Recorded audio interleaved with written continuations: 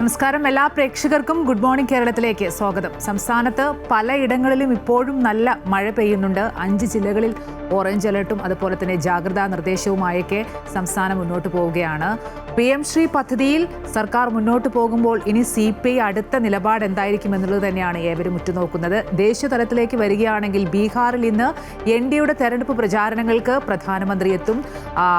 മഹാസഖ്യത്തിലേക്ക് വരികയാണെങ്കിൽ ദേശീയ നേതാക്കളടക്കം പ്രചാരണത്തിലേക്ക് വരും ദിവസങ്ങളിൽ എത്തുന്ന ഒരു സാധ്യതയാണുള്ളത്. അങ്ങനെ നിരവധി വാർത്തകളുള്ള ഒരു ദിവസം തന്നെയാണ് ഇന്ന്. എന്തായാലും പ്രേക്ഷകർക്ക് എല്ലാവർക്കും നല്ലൊരു ദിനം ആശംസിച്ചുകൊണ്ട് ഇന്നത്തെ ഗുഡ് മോർണിംഗ് കേരളം ആരംഭിക്കുന്നു. ആദ്യം തലക്കെട്ടുകൾ നോക്കാം.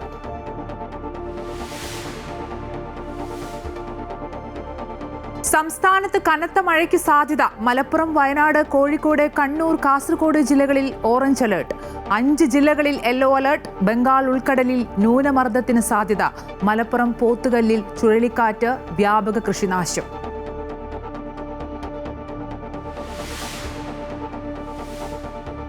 PM ശ്രീയിൽ ചേർന്ന വിദ്യാഭ്യാസ വകുപ്പിന്റെ തീരുമാനത്തിൽ കടുത്ത അമർഷവുമായി CPI. മുന്നണി മര്യാദയുടെ ലംഘനമെന്ന് വിലയിരുത്തൽ. CPI അടിയന്തര സംസ്ഥാന സെക്രട്ടേറിയറ്റ് ഇന്ന് വിഷയം ചർച്ച ചെയ്യും. പ്രതിഷേധിക്കാനൊരുങ്ങി AISF.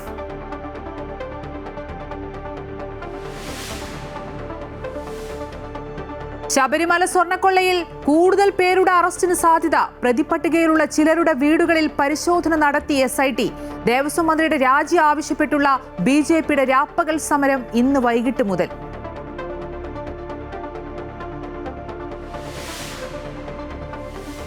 തെരഞ്ഞെടുപ്പ് പ്രചാരണത്തിന് പ്രധാനമന്ത്രി ബീഹാറിൽ. ബഹുസരായിലും സമസ്തിപൂരിലും റാലികളിൽ പങ്കെടുക്കും.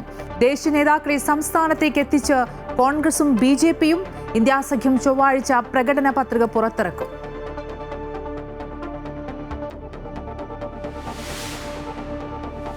സംസ്ഥാന സ്കൂൾ അത്ലറ്റിക് മീറ്റിൽ ഇന്ന് 25 ഫൈനലുകൾ. അത്ലറ്റിക്സിൽ പാലക്കാടിന് മുന്നേറ്റം. പോയിന്റ് പട്ടികയിൽ ആധിപത്യവുമായി തിരുവനന്തപുരം.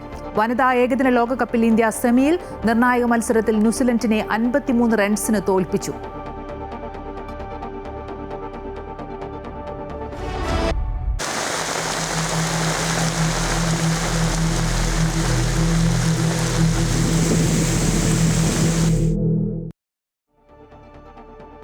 ആദ്യം മഴ സംബന്ധിച്ച റിപ്പോർട്ടുകൾ തന്നെ നോക്കാം. വടക്കൻ കേരളത്തിൽ ഇന്ന് മഴ കനക്കുമെന്നാണ് മുന്നറിയിപ്പുള്ളത്. 5 ജില്ലകളിൽ ഓറഞ്ച് അലർട്ട് പ്രഖ്യാപിച്ചിട്ടുണ്ട്.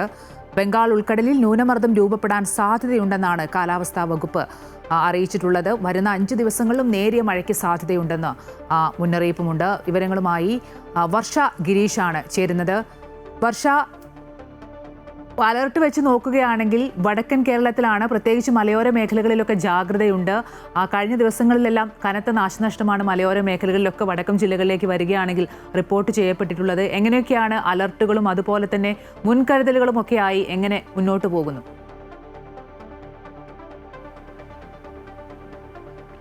അമ്പഴി, കഴിഞ്ഞ ദിവസം വൈകിട്ട് മുതൽ വടക്കൻ കേരളത്തിലെ പലയിടങ്ങളിലും മഴ ശക്തമാണ്. അതോടൊപ്പം തന്നെ ശക്തമായ കാറ്റും വീശിയിട്ടുണ്ട്. ഇന്നലെ മലപ്പുറം പോത്തുകല്ലിൽ ശക്തമായ കാറ്റിൽ നിരവധി മരങ്ങളാണ് കടപുഴകി വീണത്. വീടുകൾക്ക് മുകളിലേക്കും അതേപോലെ വാഹനങ്ങൾക്ക് മുകളിലേക്കുമാണ് മരങ്ങൾ കടപുഴകി വീണത്. വ്യാപകമായ കൃഷിനാശവും റിപ്പോർട്ട് ചെയ്തിട്ടുണ്ട്. സമാനമായ രീതിയിൽ തന്നെ കൊയിലാണ്ടി ഹൈവേയിലും ഇന്നലെ മരം കടപുഴകി വീണ് ഒരുപാട് നേരം ഗതാഗതം സ്തംഭിച്ച അവസ്ഥയായിരുന്നു. അങ്ങനെ ശക്തമായ കാറ്റും മഴയോടൊപ്പം ഉണ്ട് എന്നുള്ളതാണ് ഭീതി പരത്തുന്ന കാര്യം. ഇന്നിപ്പോൾ കോഴിക്കോട്, കണ്ണൂർ, വയനാട്, കാസർഗോഡ്, മലപ്പുറം തുടങ്ങിയ 5 വടക്കൻ ജില്ലകളിലാണ് ഓറഞ്ച് അലർട്ട് പ്രഖ്യാപിച്ചിട്ടുള്ളത്. മറ്റ് 5 ജില്ലകളിൽ യെല്ലോ അലർട്ടും പ്രഖ്യാപിച്ചിട്ടുണ്ട്. എന്തായാലും വരും മണിക്കൂറുകളിലും മഴ ശക്തമാകുമെന്ന് തന്നെയാണ് കാലാവസ്ഥാ വകുപ്പിന്റെ മുന്നറിയിപ്പുള്ളത്. കടൽ പ്രക്ഷുബ്ധമായത് കാരണം 27-ാം തീയതി വരെ കടലിൽ പോകരുത് എന്നുള്ളതാണ് മത്സ്യത്തൊഴിലാളികൾക്ക് കിട്ടിയിട്ടുള്ള നിർദ്ദേശം. അതേപോലെ തന്നെ മലയോര മേഖലയിലുള്ളവരോടും പ്രത്യേക ജാഗ്രത പുലർത്താൻ വേണ്ടി നിർദ്ദേശം നൽകിയിട്ടുണ്ട്. നിലവിലെ മഴയ്ക്ക് കാരണം അറബിക്കടലിനും കർണാടകത്തിനും മുകളിൽ രൂപപ്പെട്ട ന്യൂനമർദ്ദമാണെന്നാണ് കാലാവസ്ഥാ വകുപ്പിന്റെ മുന്നറിയിപ്പ്. എന്നാൽ വരും മണിക്കൂറുകളിൽ ബംഗാൾ ഉൾക്കടലിൽ ന്യൂനമർദ്ദം രൂപപ്പെടാൻ സാധ്യതയുണ്ടെന്നും കാലാവസ്ഥാ വകുപ്പ് മുന്നറിയിപ്പ് നൽകുന്നു. അങ്ങനെയെങ്കിൽ വരുന്ന 5 ദിവസവും മഴയ്ക്ക് സാധ്യതയുണ്ടെന്നാണ് കാലാവസ്ഥാ വകുപ്പിന്റെ മുന്നറിയിപ്പ്. എന്നാൽ ശക്തമായ ഒരു മഴ ഉണ്ടാകുമെന്നുള്ള മുന്നറിയിപ്പ് നൽകിയിട്ടില്ല. മഴയ്ക്ക് സാധ്യത എന്നുള്ള കാര്യം മാത്രമാണ് കാലാവസ്ഥാ വകുപ്പ് അറിയിച്ചിട്ടുള്ളത്. എന്തായാലും വടക്കൻ കേരളത്തിൽ ഇന്നലെ വൈകിട്ട് തുടങ്ങിയ മഴ ഇപ്പോഴും നേരിയ രീതിയിലാണെങ്കിലും തുടരുകയാണ്. ശരി, വർഷ സൂചിപ്പിച്ച പോലെ തന്നെ വടക്കൻ കേരളത്തിലേക്ക് വരികയാണെങ്കിൽ പലയിടങ്ങളിലും ഇപ്പോഴും മഴ തുടരുകയാണ്. 5 ജില്ലകളിലാണ് ഓറഞ്ച് അലർട്ട് ഉള്ളത്. ഒപ്പം തന്നെ ബംഗാൾ ഉൾക്കടലിൽ ന്യൂനമർദ്ദം രൂപപ്പെടാൻ സാധ്യതയുണ്ടെന്നാണ് കാലാവസ്ഥാ വകുപ്പിന്റെ പുതിയ അറിയിപ്പും. വരുന്ന 5 ദിവസങ്ങളിലും നേരിയ മഴയ്ക്ക് സാധ്യതയുണ്ടെന്ന മുന്നറിയിപ്പുകളുണ്ട്. എന്തായാലും സംസ്ഥാനം അതീവ ജാഗ്രതയോടുകൂടി തന്നെ അലർട്ടുകളും അതുപോലെ തന്നെ ജാഗ്രതാ നിർദ്ദേശങ്ങളുമായൊക്കെ മുന്നോട്ട് പോവുകയാണ്. വിശദാംശങ്ങൾ നൽകുകയായിരുന്നു വർഷ. പാർട്ടിയിലെ എതിർപ്പ് തള്ളി PM ശ്രീ പദ്ധതിയിൽ ചേർന്ന സംസ്ഥാന സർക്കാരിന്റെ നീക്കത്തിൽ അമർഷവുമായി CPI. ഇന്ന് ചേരുന്ന അടിയന്തര CPI സംസ്ഥാന സെക്രട്ടേറിയറ്റ് ഈ വിഷയം ചർച്ച ചെയ്യും. പ്രതിഷേധം കണക്കിലെടുക്കാതെ ധാരണാപത്രത്തിൽ ഒപ്പിട്ടത് മുന്നണി മര്യാദകളുടെ ലംഘനമാണെന്നാണ് CPIയുടെ നിലപാട്. സർക്കാർ തീരുമാനത്തിനെതിരെ പ്രതിഷേധിക്കാനാണ് AISFന്റെ ഒക്കെ തീരുമാനം. വിശദാംശങ്ങളുമായി രജിത്ത് ചേരുന്നുണ്ട്. രജിത്ത്, PM ശ്രീ പദ്ധതിയുമായി സർക്കാർ മുന്നോട്ട് പോകുന്നു. 1400 കോടി രൂപ സർക്കാരിന് ഉടൻ തന്നെ ലഭിക്കും. പക്ഷേ CPI എതിർപ്പ് തുടരുകയാണ്. അതായത് ഇടതുമുന്നണി പ്രഖ്യാപിത നയങ്ങളിൽ നിന്ന് വ്യതിചലിച്ചു, അല്ലെങ്കിൽ മുന്നണി മര്യാദ ലംഘിക്കപ്പെട്ടു എന്നൊക്കെ പറയുമ്പോൾ CPIയുടെ അടുത്ത നീക്കം എങ്ങനെയായിരിക്കും? തീർച്ചയായും ഇക്കാര്യത്തിൽ ഒരു മുന്നണി മര്യാദയുടെ ലംഘനമാണ് ഉണ്ടായിട്ടുള്ളത് എന്നാണ് CPI ഇപ്പോൾ വ്യക്തമാക്കുന്നത്. അതുകൊണ്ട് തന്നെ ഒരു പെട്ടെന്ന് തന്നെ ഒരു എക്സിക്യൂട്ടീവ് യോഗം വിളിക്കുന്നതിനുള്ള തയ്യാറെടുപ്പിൽ തന്നെയാണ്. ശക്തമായ പ്രതിഷേധമാണ് CPIയുടെ ഭാഗത്തു നിന്നും ഉണ്ടാകുന്നത്. അവർ വ്യക്തമാക്കുന്നത് നേരത്തെ തന്നെ ഇക്കാര്യങ്ങൾ മുന്നണിയിലടക്കം ചർച്ച ചെയ്യാത്ത ഒരു സാഹചര്യമാണ് ഉണ്ടായിരുന്നത്. നേരത്തെ ഉണ്ടായിരുന്ന തീരുമാനത്തിൽ നിന്നും വ്യതിചലിച്ചുകൊണ്ട് സർക്കാർ CPM ഇക്കാര്യത്തിലൊരു തീരുമാനവുമായി മുന്നോട്ട് പോവുകയാണ്. നേരത്തെ മുതൽ തന്നെ പല കാര്യങ്ങളിലും ഇത്തരത്തിലൊരു നിലപാട് CPMന്റെ ഭാഗത്തു നിന്നും ഉണ്ടാകുന്നുണ്ടായിരുന്നു. അക്കാര്യത്തിലൊക്കെ പ്രതിഷേധങ്ങൾ പലപ്പോഴായി അറിയിച്ചിട്ടുണ്ടെങ്കിലും ഇപ്പോൾ നേരത്തെ എടുത്തിട്ടുള്ള തീരുമാനത്തിൽ നിന്നും വ്യതിചലിച്ചുകൊണ്ട് മുന്നോട്ട് പോകുന്ന ഒരു നിലപാടാണ് സർക്കാർ അല്ലെങ്കിൽ CPM തീരുമാനിക്കുന്നത് എന്നാണ് അവർ ചൂണ്ടിക്കാണിക്കുന്നത്. അതിനെതിരെയാണ് പ്രതിഷേധം ശക്തമാകുന്നത്. കഴിഞ്ഞ ദിവസങ്ങളിലൊക്കെയും ശക്തമായ പ്രതിഷേധം മന്ത്രിസഭാ യോഗത്തിലടക്കം CPI മന്ത്രിമാർ ഉൾപ്പെടെ ഇക്കാര്യത്തിൽ വ്യക്തമാക്കുകയും ചെയ്തതാണ്. എന്നാൽ അവയൊന്നും ഉൾക്കൊള്ളാതെയാണ് CPM മുന്നോട്ട് പോകുന്നത് എന്നാണ് ഇവർ പറയുന്നത്. ഒപ്പം തന്നെ AISFന്റെ നേതൃത്വത്തിലടക്കം ഇക്കാര്യത്തിൽ ശക്തമായ പ്രതിഷേധവുമായി മുന്നോട്ട് വരാനാണ് CPIയുടെ തീരുമാനം. ആ പ്രതിഷേധം ശക്തമാക്കുന്നതിന്റെ ഭാഗമായാണ് ഒരു പ്രത്യേക യോഗം തന്നെ ചേർന്നുകൊണ്ട് ഇക്കാര്യത്തിൽ പ്രതിഷേധം അറിയിക്കാൻ തീരുമാനിച്ചിട്ടുള്ളത്. കഴിഞ്ഞ ദിവസം വ്യക്തമാക്കിയത് LDF യോഗത്തിലടക്കം ഇക്കാര്യങ്ങൾ ചർച്ച ചെയ്ത് പരിഹാരമുണ്ടാക്കുമെന്ന് CPMന്റെ ദേശീയ ജനറൽ സെക്രട്ടറി MA ബേബി അടക്കം വ്യക്തമാക്കുകയും ചെയ്തെങ്കിലും അവയ്ക്കൊന്നും നിൽക്കാതെ ഇക്കാര്യത്തിലൊരു CPM തന്നെത്താൻ ഒരു നിലപാടുമായി മുന്നോട്ട് പോവുകയായിരുന്നു എന്നാണ് CPI വ്യക്തമാക്കുന്നത്. അതിനെതിരെയാണ് പ്രതിഷേധം ശക്തമാകുന്നത്. വിവിധ തരത്തിലുള്ള പ്രതിഷേധവുമായി CPIയുടെ വിദ്യാർത്ഥി സംഘടനയായ AISF രംഗത്തേക്ക് എത്താനാണ് തീരുമാനിച്ചിട്ടുള്ളത്. വരും ദിവസങ്ങളടക്കം അല്ലെങ്കിൽ വരും മണിക്കൂർ ഒരുപക്ഷെ ഇന്ന് തന്നെ പ്രതിഷേധവുമായി രംഗത്തേക്ക് എത്തും എന്ന് തന്നെ നമുക്ക് അറിയാൻ കഴിയുന്നുണ്ട്. ഒപ്പം തന്നെ MSF അടക്കമുള്ള വിദ്യാഭ്യാസ സംഘടനകളടക്കം ഇതുമായി പ്രതിഷേധവുമായി രംഗത്തേക്ക് എത്താനാണ് തീരുമാനിച്ചിട്ടുള്ളത്. വരും മണിക്കൂറുകളിൽ ശക്തമായ പ്രതിഷേധവുമായി രംഗത്തെത്തും. മുഖ്യമന്ത്രിയുടെ കോലം കത്തിക്കൽ ഉൾപ്പെടെയുള്ള നടപടികളുമായി മുന്നോട്ട് പോകാനാണ് ഇവർ തീരുമാനിച്ചിരിക്കുന്നത്. എന്തുതന്നെയായാലും ശക്തമായ പ്രതിഷേധമാണ് CPIയുടെ ഭാഗത്തു നിന്നും ഇക്കാര്യത്തിൽ ഉണ്ടാകുന്നത്. നമ്മൾ നേരത്തെ സൂചിപ്പിച്ചതുപോലെ തന്നെ 1400 കോടിയിലധികം രൂപ സംസ്ഥാന സർക്കാരിന് വിദ്യാഭ്യാസ വകുപ്പിന് ലഭിക്കുന്ന ഒരു പദ്ധതിയാണ് PM ശ്രീ പദ്ധതി. എന്നാൽ കേന്ദ്ര വിദ്യാഭ്യാസ നയം നടപ്പാക്കേണ്ടി വരും എന്ന ഒരു കാര്യമാണ് പ്രധാനമായും ചൂണ്ടിക്കാണിക്കപ്പെടുന്നത്. തമിഴ്നാട് ചെയ്തതുപോലെ ഇക്കാര്യത്തിൽ ഒരു നിയമവഴിയിലേക്ക് നീങ്ങിക്കൊണ്ട് ഈ തുക വാങ്ങിയെടുക്കാനുള്ള നടപടിയിലേക്ക് പോകണം എന്നാണ് CPI പ്രധാനമായും ആവശ്യപ്പെടുന്നത്. എന്നാൽ അത്തരം ഒരു നടപടിയിലേക്ക് ഒന്നും പോകാതെ തന്നെ സംസ്ഥാന സർക്കാർ ഇക്കാര്യത്തിൽ ധാരണാപത്രത്തിൽ ഒപ്പിടുകയായിരുന്നു ഉണ്ടായിരുന്നത്. കഴിഞ്ഞ ദിവസം വരെ ശക്തമായ പ്രതിഷേധം തുടരുന്നുണ്ടെങ്കിലും അവയൊന്നും കണക്കിലെടുക്കാതെ ഇന്നലെ ഇക്കാര്യത്തിൽ ധാരണാപത്രത്തിൽ ഒപ്പിടുന്നതിലേക്ക് കാര്യങ്ങൾ പോവുകയായിരുന്നു. CPMന്റെ സംസ്ഥാന നേതൃത്വത്തിന്റെ ഉൾപ്പെടെയുള്ളവരുടെ പിന്തുണ ഇക്കാര്യത്തിൽ ഉണ്ട് എന്നതാണ്. ദേശീയ നേതൃത്വത്തിന്റെയും സംസ്ഥാന നേതൃത്വത്തിന്റെയും പിന്തുണ ഇക്കാര്യത്തിൽ ഉണ്ട് എന്ന് തന്നെയാണ് CPI ചൂണ്ടിക്കാണിക്കുന്നത്. എന്നാൽ ഇക്കാര്യത്തിൽ ഒരു ചർച്ച നടത്താനോ ഒരു സമവായത്തിലേക്ക് എത്താനോ ഒന്നും തന്നെ CPM നേതൃത്വം തയ്യാറാകാത്ത ഒരു സാഹചര്യമുണ്ട്. മുന്നണിയിലടക്കം ഇക്കാര്യങ്ങൾ ചർച്ച ചെയ്തില്ല എന്ന കാര്യമാണ്. അതൊരു മുന്നണി മര്യാദയുടെ ലംഘനം കൂടിയാണ് എന്നാണ് CPI ചൂണ്ടിക്കാണിക്കുന്നത്.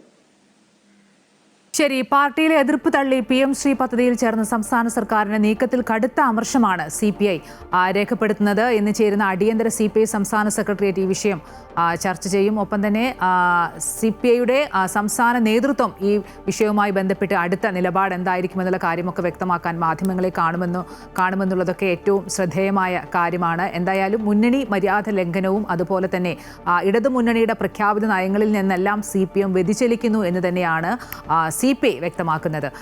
CPI ദേശീയ നേതൃയോഗങ്ങൾക്കും ഇന്ന് തുടക്കം ആവുകയാണ്. ഇന്ന് സെക്രട്ടേറിയറ്റ് യോഗവും ചേരുന്നുണ്ട്. നാളെയാണ് ദേശീയ എക്സിക്യൂട്ടീവ് ചേരുന്നത്. പാർട്ടി കോൺഗ്രസിന് ശേഷമുള്ള ആദ്യ ദേശീയ സെക്രട്ടേറിയറ്റ് യോഗമാണ് ഇന്ന് ചേരുന്നത്. പുതിയ അംഗങ്ങളുടെ ചുമതലകൾ സംബന്ധിച്ച തീരുമാനം ഇന്നുണ്ടാകും. ബീഹാർ തെരഞ്ഞെടുപ്പ്, അതുപോലെ തന്നെ തീവ്ര വോട്ടർ പട്ടിക പരിഷ്കരണം, രാജ്യത്തെ പൊതു സാഹചര്യം ഉൾപ്പെടെ യോഗത്തിൽ ചർച്ചയാകും. സംസ്ഥാനത്ത് PM ശ്രീ പദ്ധതി നടപ്പിലാക്കുന്നതും യോഗത്തിൽ ചർച്ചയാകുമെന്നാണ് മനസ്സിലാക്കുന്നത്. CPIയുടെ എതിർപ്പ് മറികടന്ന് പദ്ധതിയുമായി മുന്നോട്ട് പോകുന്നതിൽ കടുത്ത എതിർപ്പാണ് പാർട്ടി അറിയിച്ചിട്ടുള്ളത്. ഇനി ദേശീയ നേതൃത്വത്തിന്റെ കൂടി നിലപാട് വരേണ്ടതുണ്ട്. ഏകപക്ഷീയമായി CPM എടുത്ത തീരുമാനം അംഗീകരിക്കേണ്ടതില്ലെന്നും ശക്തമായി പ്രതിഷേധിക്കണമെന്നുമാണ് CPIയിലെ ഒരു വിഭാഗം നേതാക്കൾ ആവശ്യപ്പെടുന്നത്.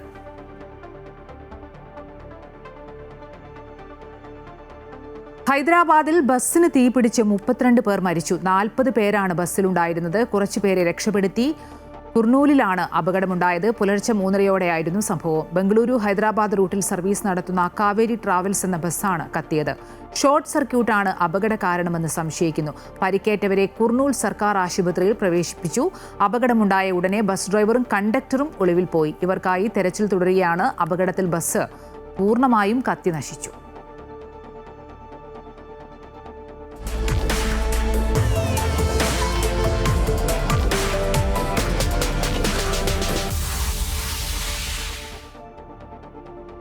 തെരഞ്ഞെടുപ്പ് ആവേശത്തിലാണ് ബീഹാർ. NDAയുടെ തെരഞ്ഞെടുപ്പ് പ്രചാരണത്തിന് പ്രധാനമന്ത്രി ഔദ്യോഗികമായി തുടക്കം കുറിക്കും. നരേന്ദ്രമോദി 2 റാലികളിലാണ് ഇന്ന് പങ്കെടുക്കുന്നത്. ബഹുസരായി, അതുപോലെ തന്നെ സമസ്തിപൂർ എന്നിവിടങ്ങളിലാണ് പ്രധാനമന്ത്രിയുടെ തെരഞ്ഞെടുപ്പ് പരിപാടി. ദേശീയ നേതാക്കളെ സംസ്ഥാനത്ത് എത്തിക്കുകയാണ് കോൺഗ്രസും BJPയും. വിവരങ്ങളുമായി KK പ്രശാന്ത് ചേരുന്നുണ്ട്. പ്രശാന്ത്, ആവേശപ്പോരിലേക്ക് കടന്നു എന്ന് തന്നെ പറയാം. ചിത്രം വ്യക്തമായി. ഒപ്പം തന്നെ പ്രധാനമന്ത്രി ഇന്ന് തെരഞ്ഞെടുപ്പ് പ്രചാരണത്തിനായി ബീഹാറിലേക്ക് എത്തുന്നു. മഹാസഖ്യവും അതുപോലെ തന്നെ ദേശീയ നേതാക്കളെ വരും ദിവസങ്ങളിൽ ഇറക്കും. അങ്ങനെ എത്രത്തോളം തെരഞ്ഞെടുപ്പിന്റെ ആവേശ ചൂടിലേക്ക് ബീഹാർ കടന്നു എന്ന് പറയാൻ കഴിയും?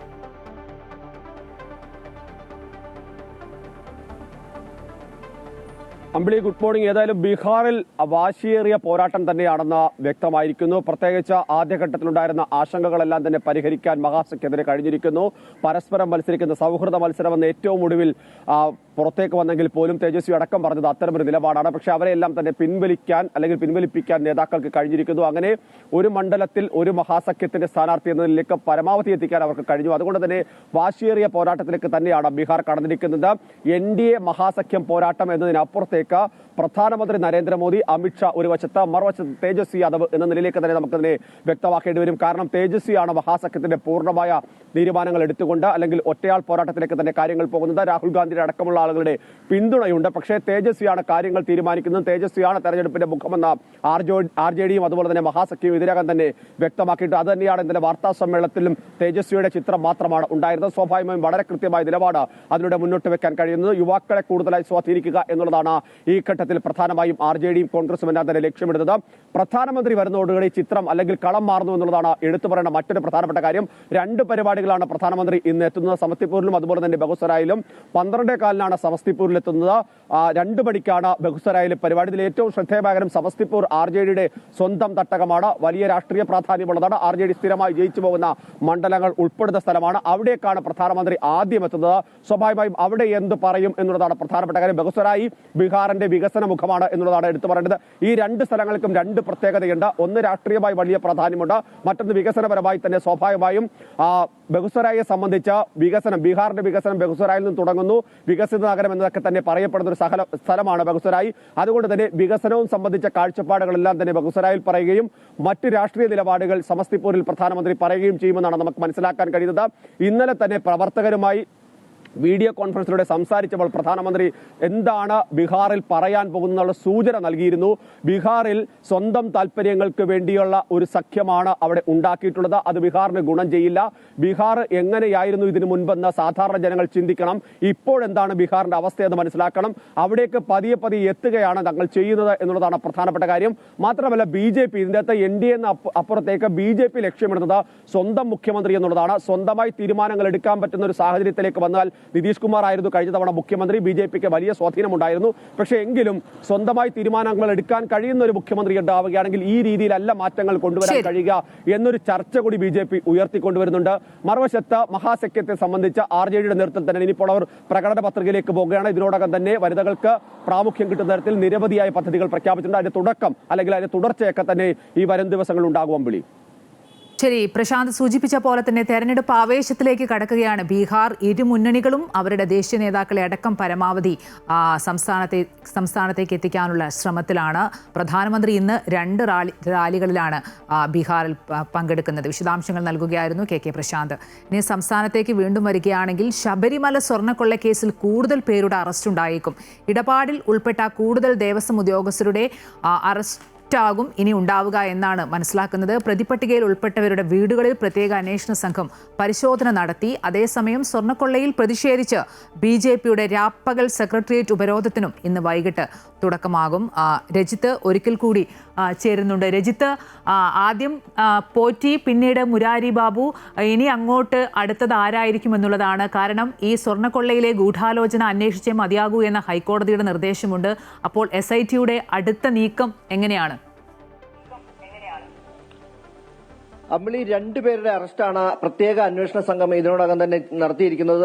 ഏറ്റവും പ്രധാനപ്പെട്ടത് ഉണ്ണികൃഷ്ണൻ പോറ്റിയുടെയും മുരാരി ബാബുവിന്റെയും. 2 പേരും ഇതിൽ ഏറ്റവും പ്രധാനപ്പെട്ട ആളുകൾ തന്നെയാണ്. ഈ ഗൂഢാലോചനയ്ക്കടക്കം അല്ലെങ്കിൽ ഈ നീക്കത്തിനടക്കം നേതൃത്വം നൽകിയവർ തന്നെയാണ് ഈ 2 പേരും. ഇനി വരാൻ പോകുന്നത് ഈ ഉദ്യോഗസ്ഥ തലത്തിലുള്ള ആളുകളുടെ തന്നെ അറസ്റ്റായിരിക്കും എന്ന കാര്യത്തിൽ സംശയമില്ല. കാരണം കൂടുതൽ പേരിലേക്ക് അന്വേഷണം വ്യാപിപ്പിക്കുകയാണ് ഇപ്പോൾ അന്വേഷണ സംഘം ചെയ്യുന്നത്. SIT സംഘം കഴിഞ്ഞ ദിവസം ഇന്നലെ മുരാരി ബാബുവിന്റെ വീട്ടിലടക്കം ഇക്കാര്യത്തിൽ പരിശോധന നടത്തിയിരുന്നു. ഒപ്പം തന്നെ മറ്റു ചില ഉദ്യോഗസ്ഥരുടെ വീടുകളിലേക്കും അന്വേഷണ സംഘം പരിശോധന നടത്തി. ഇവരുടെ നീക്കങ്ങളൊക്കെയും അന്വേഷണ സംഘം നിരീക്ഷിച്ചുകൊണ്ടിരിക്കുകയുമാണ്. അതിൽ നിന്നും മനസ്സിലാകുന്നത് കൂടുതൽ പേരെ ഒരുപക്ഷെ കൂടുതൽ ചോദ്യം ചെയ്യാനായി വിളിക്കുകയും അവരിൽ നിന്ന് കൂടുതൽ വിവരങ്ങൾ തേടിയ ശേഷം അവരുടെ പങ്ക് വ്യക്തമാകേണ്ട അവരുടെ അറസ്റ്റ് അടക്കമുള്ള നടപടിയിലേക്ക് പോകുമെന്നാണ് മനസ്സിലാകുന്നത്. 10 പേരുടെ പ്രതിപട്ടികയാണ് അന്വേഷണ സംഘം ഇതിനോടകം തന്നെ തയ്യാറാക്കിയിട്ടുള്ളത്. അവരുടെ പങ്ക് സംബന്ധിച്ച് കൂടുതൽ വ്യക്തത വരുന്നതനുസരിച്ച് ഇവരുടെ അറസ്റ്റിലേക്ക് പോകാനാണ് തീരുമാനിച്ചിട്ടുള്ളത്. മുൻ ദേവസ്വം സെക്രട്ടറി, അതുപോലെ തന്നെ തിരുവാഭരണം കമ്മീഷണർ, അഡ്മിനിസ്ട്രേറ്റീവ് ഓഫീസർ തുടങ്ങിയവരുടെയാണ് പ്രധാനമായും പേരുകൾ ലിസ്റ്റ് ചെയ്തിട്ടുള്ളത്. ഇവരിൽ തന്നെ നിലവിൽ ഈ സർവീസിലുള്ള 2 പേരാണ്. അതൊന്ന് മുരാരി ബാബുവും അതുപോലെ തന്നെ അസിസ്റ്റന്റ് എഞ്ചിനീയർ ആയിട്ടുള്ള സുനിൽകുമാറുമാണ് നിലവിൽ ഈ സർവീസിലുള്ളത്, ദേവസ്വം ബോർഡിന്റെ സർവീസിലുള്ളത്. അവരെ കൂടുതലായി ചോദ്യം ചെയ്യുന്നുണ്ട്. മുരാരി ബാബുവിനെ കഴിഞ്ഞ ദിവസം പ്രാഥമിക ചോദ്യം ചെയ്യലിന്റെ അടിസ്ഥാനത്തിൽ ആദ്യം കസ്റ്റഡിയിലെടുക്കുകയും പിന്നീട് അറസ്റ്റ് രേഖപ്പെടുത്തുകയും ചെയ്തു. ഇപ്പോൾ റിമാൻഡിലാണ് ഉള്ളത്. തിരുവനന്തപുരത്തെ സ്പെഷ്യൽ ജയിലിലേക്ക് മുരാരി ബാബുവിനെ മാറ്റിയിട്ടുണ്ട്. അന്വേഷണ സംഘം മുരാരി ബാബുവിനെ കസ്റ്റഡിയിൽ ആവശ്യപ്പെട്ടിരുന്നില്ല. അടുത്ത ദിവസം ഒരുപക്ഷെ കസ്റ്റഡിയിൽ വാങ്ങി കൂടുതൽ ചോദ്യം ചെയ്യലിലേക്ക് പോകാനാണ് തീരുമാനിച്ചിട്ടുള്ളത്. അങ്ങനെയെങ്കിൽ കൂടുതൽ വിവരങ്ങൾ മുരാരി ബാബുവിൽ നിന്ന് തന്നെ അന്വേഷണ സംഘത്തിന് കിട്ടും. കാരണം ഈ അന്വേഷണ ഉദ്യോഗസ്ഥ തലത്തിലുള്ള ഇത്തരത്തിലുള്ള ഗൂഢാലോചന അത് എന്തൊക്കെയാണ്, എങ്ങനെയൊക്കെയായിരുന്നു എന്നത് സംബന്ധിച്ച് മുരാരി ബാബുവിന് കൃത്യമായ ധാരണയുണ്ട്. മുരാരി ബാബുവിൽ നിന്നും കൂടുതൽ വിവരങ്ങൾ ശേഖരിച്ചതിന് ശേഷം ഉദ്യോഗസ്ഥ തലത്തിലേക്ക് കൂടുതൽ പേരിലേക്ക് അന്വേഷണവും ഒപ്പം തന്നെ വിളിച്ചു വരുത്തിയുള്ള ചോദ്യം ചെയ്യലടക്കം നടത്താനാണ് തീരുമാനം. അങ്ങനെയെങ്കിൽ കൂടുതൽ പേരുടെ അറസ്റ്റിലേക്ക് കാര്യങ്ങൾ നീങ്ങും എന്ന കാര്യത്തിൽ സംശയമില്ല. ഒപ്പം തന്നെയാണ് ഈ കൽപേഷ്, ഈ സ്വർണം കൊണ്ടുപോയിട്ടുള്ള കൽപേഷിലേക്കടക്കം അന്വേഷണം വ്യാപിപ്പിക്കാനും അന്വേഷണ സംഘം തീരുമാനിച്ചിട്ടുണ്ട്. ഈ കൽപേഷിന്റെ കയ്യിലാണ് സ്വർണം എന്ന കാര്യത്തിൽ നേരത്തെ ഉണ്ണികൃഷ്ണൻ പോറ്റിയും അതുപോലെ തന്നെ സ്മാർട്ട് ക്രിയേഷൻസും മൊഴി നൽകിയിട്ടുണ്ട്. ഈ സ്വർണം സൂക്ഷിച്ചിരിക്കുന്നത് കൽപേഷിന്റെ കൈവശമാണ് എന്ന കാര്യത്തിൽ കൽപേഷിലേക്കടക്കം അന്വേഷണം വ്യാപിപ്പിക്കാനും അന്വേഷണ സംഘം തീരുമാനിച്ചിട്ടുണ്ട്. അതിന്റെ ഭാഗമായി ഒരുപക്ഷെ കൽപേഷിനെ വിളിച്ചു വരുത്തി ചോദ്യം ചെയ്തതിനു ശേഷം അറസ്റ്റ് അടക്കമുള്ള നടപടിയിലേക്ക് പോവുകയോ ചെയ്യും. വിവിധ ഘട്ടങ്ങളിലായി ഇവയുടെ പുരോഗതി കോടതിയെ അറിയിക്കണമെന്ന് അറിയിച്ചിട്ടുണ്ട്. അങ്ങനെയെങ്കിൽ ഈ പുരോഗതി അറിയിക്കുന്നതോടൊപ്പം തന്നെ ഇപ്പോഴുള്ള നീക്കങ്ങൾ വളരെ കൃത്യമായി തന്നെ നടപ്പാക്കേണ്ടതുണ്ട്. അതുകൊണ്ട് തന്നെ വരും ദിവസങ്ങളടക്കം കൂടുതൽ പേരുടെ അറസ്റ്റിലേക്കായിരിക്കും കാര്യങ്ങൾ നീങ്ങുക. ശരി, ശബരിമല സ്വർണ്ണക്കൊള്ള കേസിൽ രജിത്ത് സൂചിപ്പിച്ച പോലെ തന്നെ കൂടുതൽ പേരുടെ അറസ്റ്റ് ഉണ്ടായേക്കും. ഇടപാടിൽ ഉൾപ്പെട്ട കൂടുതൽ ദേവസ്വം ഉദ്യോഗസ്ഥരുടെ അറസ്റ്റാകും ഇനി ഉണ്ടാവുക എന്നുള്ളതാണ് ഏറ്റവും ശ്രദ്ധേയമായ കാര്യം. വിശദാംശങ്ങൾ നൽകുകയായിരുന്നു രജിത് കുമാർ. ഇനി സംസ്ഥാനത്ത് പല ദേവസ്വം ബോർഡുകൾക്കെതിരെയും വലിയ വിമർശനം ഉയർന്നു വരുന്നൊരു സാഹചര്യമാണുള്ളത്. ഗുരുവായൂർ ദേവസ്വത്തിനെതിരെ അസത്യ പ്രചരണം നടത്തുന്നവർക്കെതിരെ നിയമ നടപടി സ്വീകരിക്കുമെന്ന് ദേവസ്വം ചെയർമാൻ വി.കെ. വിജയൻ പത്രക്കുറിപ്പിലൂടെയാണ് ചെയർമാൻ ഈ വിശദീകരണം നൽകിയിട്ടുള്ളത്. ദേവസ്വത്തെ അപകീർത്തിപ്പെടുത്തി തെറ്റായ വാർത്ത നൽകിയ മാധ്യമങ്ങൾക്കെതിരെയും നിയമ നടപടി സ്വീകരിക്കുമെന്ന് ദേവസ്വം വകുപ്പ് പറഞ്ഞിരിക്കുകയാണ്. ഗുരുവായൂർ ദേവസ്വത്തിൽ ക്രമക്കേടുകൾ എന്ന രീതിയിൽ ചില പത്ര, ദൃശ്യ, സാമൂഹിക മാധ്യമങ്ങൾ വഴി അടിസ്ഥാനരഹിതവും സത്യവിരുദ്ധവുമായ വാർത്തകൾ പ്രചരിപ്പിക്കുന്നവർക്കെതിരെ ശക്തമായ നിയമ നടപടി സ്വീകരിക്കുമെന്ന് Devaswom chairman doctor VK. Vijayan അറിയിച്ചു. ദേവസ്വത്തിൽ നിന്ന് ഒരു തരി സ്വർണമോ വിലപ്പെട്ട മറ്റു വസ്തുക്കളോ നഷ്ടപ്പെട്ടിട്ടില്ല. ദേവസ്വം ശേഖരത്തിലുള്ള മുഴുവൻ സ്വർണവും വെള്ളിയും വിലപിടിപ്പുള്ളവയും കൃത്യമായി സ്റ്റോക്ക് രജിസ്റ്ററിൽ സൂക്ഷിച്ചിട്ടുണ്ട്. വസ്തുത ഇതായിരിക്കെ സത്യവിരുദ്ധമായ പ്രചാരണത്തിലൂടെ ഭക്തസമൂഹത്തെ തെറ്റിദ്ധരിപ്പിക്കാനുള്ള നീക്കത്തിൽ ദേവസ്വം ഭരണസമിതി ശക്തമായ പ്രതിഷേധം രേഖപ്പെടുത്തുകയാണ്. 2019 ഗുരുവായൂർ ദേവസ്വത്തിൽ ആനക്കൊമ്പ് മുറിച്ചതിന് തുക നൽകിയെങ്കിലും ആനക്കൊമ്പ് സ്റ്റോക്കിലില്ല എന്നത് തീർത്തും അപഹാസ്യകരമായ വാർത്തയാണ്. ഫോറസ്റ്റ് ഡിപ്പാർട്ട്മെന്റിന്റെ മുൻകൂർ അനുമതിയോടെയും ഉദ്യോഗസ്ഥരുടെ സാന്നിധ്യത്തിൽ മഹസർ തയ്യാറാക്കിയുമാണ് ആനക്കൊമ്പ് മുറിക്കുന്നത്. ചെരിഞ്ഞാനകളുടെ കൊമ്പുകളും വനം വകുപ്പ് ഏറ്റെടുക്കുന്നുണ്ട്. ഇതിന്റെ മഹസറാണ് സൂക്ഷിക്കുന്നത്. കൊമ്പ് മുറിക്കുന്നതിന്റെ ചിലവ് ദേവസ്വം വഹിക്കുന്നു. അതിനാലാണ് കൊമ്പ് മുറിക്കുന്നതിന്റെ ബില്ല് പാസാക്കി അനുവദിക്കുന്നത്. ഓരോ ദിവസവും ക്ഷേത്രത്തിൽ കിലോ കണക്കിന് കുങ്കുമപ്പൂ ലഭിക്കുന്നുവെന്ന മാധ്യമ വാർത്ത പൂർണ്ണമായും ലേഖകന്റെ ഭാവന മാത്രമാണ്. ഇതിന് സത്യവുമായി ഒരു ബന്ധവുമില്ല. ക്ഷേത്രത്തിൽ സമർപ്പിച്ച 2000 കിലോ തൂക്കമുള്ള ഉരുളി കാണാനില്ല എന്ന വാർത്തയും തീർത്തും സാമാന്യ ബുദ്ധിയെ ചോദ്യം ചെയ്യുന്ന ഒന്നാണ്. മാധ്യമങ്ങളുടെ കിടമത്സരത്തിന്റെ ഭാഗമായി ദേവസ്വത്തെ അവഹേളിക്കുന്നതിനും ഭക്തരെ തെറ്റിദ്ധരിപ്പിക്കുന്നതിനും വാർത്ത സൃഷ്ടിച്ച് ദേവസ്വത്തെ അപകീർത്തിപ്പെടുത്തിയവർക്കെതിരെ നിയമ നടപടി സ്വീകരിക്കുമെന്നും ചെയർമാൻ വിശദീകരിച്ചു. അമൃത ന്യൂസ്, തൃശൂർ. ഇനി കോഴിക്കോട്ടേക്ക് വരികയാണെങ്കിൽ താമരശ്ശേരി സംഘർഷത്തിൽ പ്രതി ചേർക്കപ്പെട്ടവർക്കായി തിരച്ചിൽ തുടരുകയാണ് ഇപ്പോഴും പോലീസ്. കഴിഞ്ഞ ദിവസവും പ്രദേശത്തെ വീടുകളിലൊക്കെ വ്യാപക റെയ്ഡാണ് അന്വേഷണ സംഘം നടത്തിയിരുന്നത്. 8 എഫ്ഐആറുകളിലായി 300-ലധികം പേർക്കെതിരെയാണ് കേസെടുത്തിട്ടുള്ളത്. ഇതിൽ 2 പേരെ പോലീസ് കസ്റ്റഡിയിൽ എടുത്തിട്ടുണ്ട്. കൂടത്തായി സ്വദേശി AP റഷീദ്, താമരശ്ശേരി സ്വദേശി KN ബാവൻകുട്ടി എന്നിവരെയാണ് കസ്റ്റഡിയിലെടുത്തത്. 1-ാം പ്രതിയായ DYFI താമരശ്ശേരി ബ്ലോക്ക് സെക്രട്ടറിയെ ഇതുവരെ കസ്റ്റഡിയിൽ എടുത്തിട്ടില്ല. പ്രതി ചേർക്കപ്പെട്ടവരിൽ 75 പേരെ തിരിച്ചറിഞ്ഞതായാണ് വിവരം. സംഘർഷത്തിന് പിന്നിൽ SDPI ആണെന്ന CPM-ന്റെ ആരോപണത്തെ തുടർന്ന് SDPI ഇന്ന് വൈകിട്ട് താമരശ്ശേരിയിൽ രാഷ്ട്രീയ വിശദീകരണ യോഗമടക്കം സംഘടിപ്പിച്ചിട്ടുണ്ട്. രാഷ്ട്രപതി ദ്രൗപദി മുർമു ഇന്ന് മടങ്ങും. ഇന്നലെ വൈകുന്നേരം കുമരകത്തെത്തിയ രാഷ്ട്രപതിക്ക് കുമരകം താജ് റിസോർട്ടിലായിരുന്നു താമസമൊരുക്കിയിരുന്നത്. ഇന്ന് രാവിലെ 11 മണിയോടെ വാഹനത്തിൽ കോട്ടയം പോലീസ് പരേഡ് ഗ്രൗണ്ടിലെത്തുന്ന രാഷ്ട്രപതി ഇവിടെ നിന്നും ഹെലികോപ്റ്ററിൽ കൊച്ചിക്ക് പോകും. 12 മണിക്ക് എറണാകുളം സെന്റ് തെരേസാസ് കോളേജിന്റെ ശതാബ്ദി ആഘോഷങ്ങളിൽ പങ്കെടുക്കും. ഉച്ചയ്ക്ക് ബോൾഗാട്ടി പാലസിൽ ഉച്ചഭക്ഷണത്തിനും വിശ്രമത്തിനും ശേഷം 4:15 പ്രത്യേക വിമാനത്തിൽ ഡൽഹിയിലേക്ക് മടങ്ങും. രാഷ്ട്രപതിയുടെ സന്ദർശനത്തെ തുടർന്ന് നഗരത്തിൽ ഗതാഗത നിയന്ത്രണം ഏർപ്പെടുത്തിയിട്ടുണ്ട്.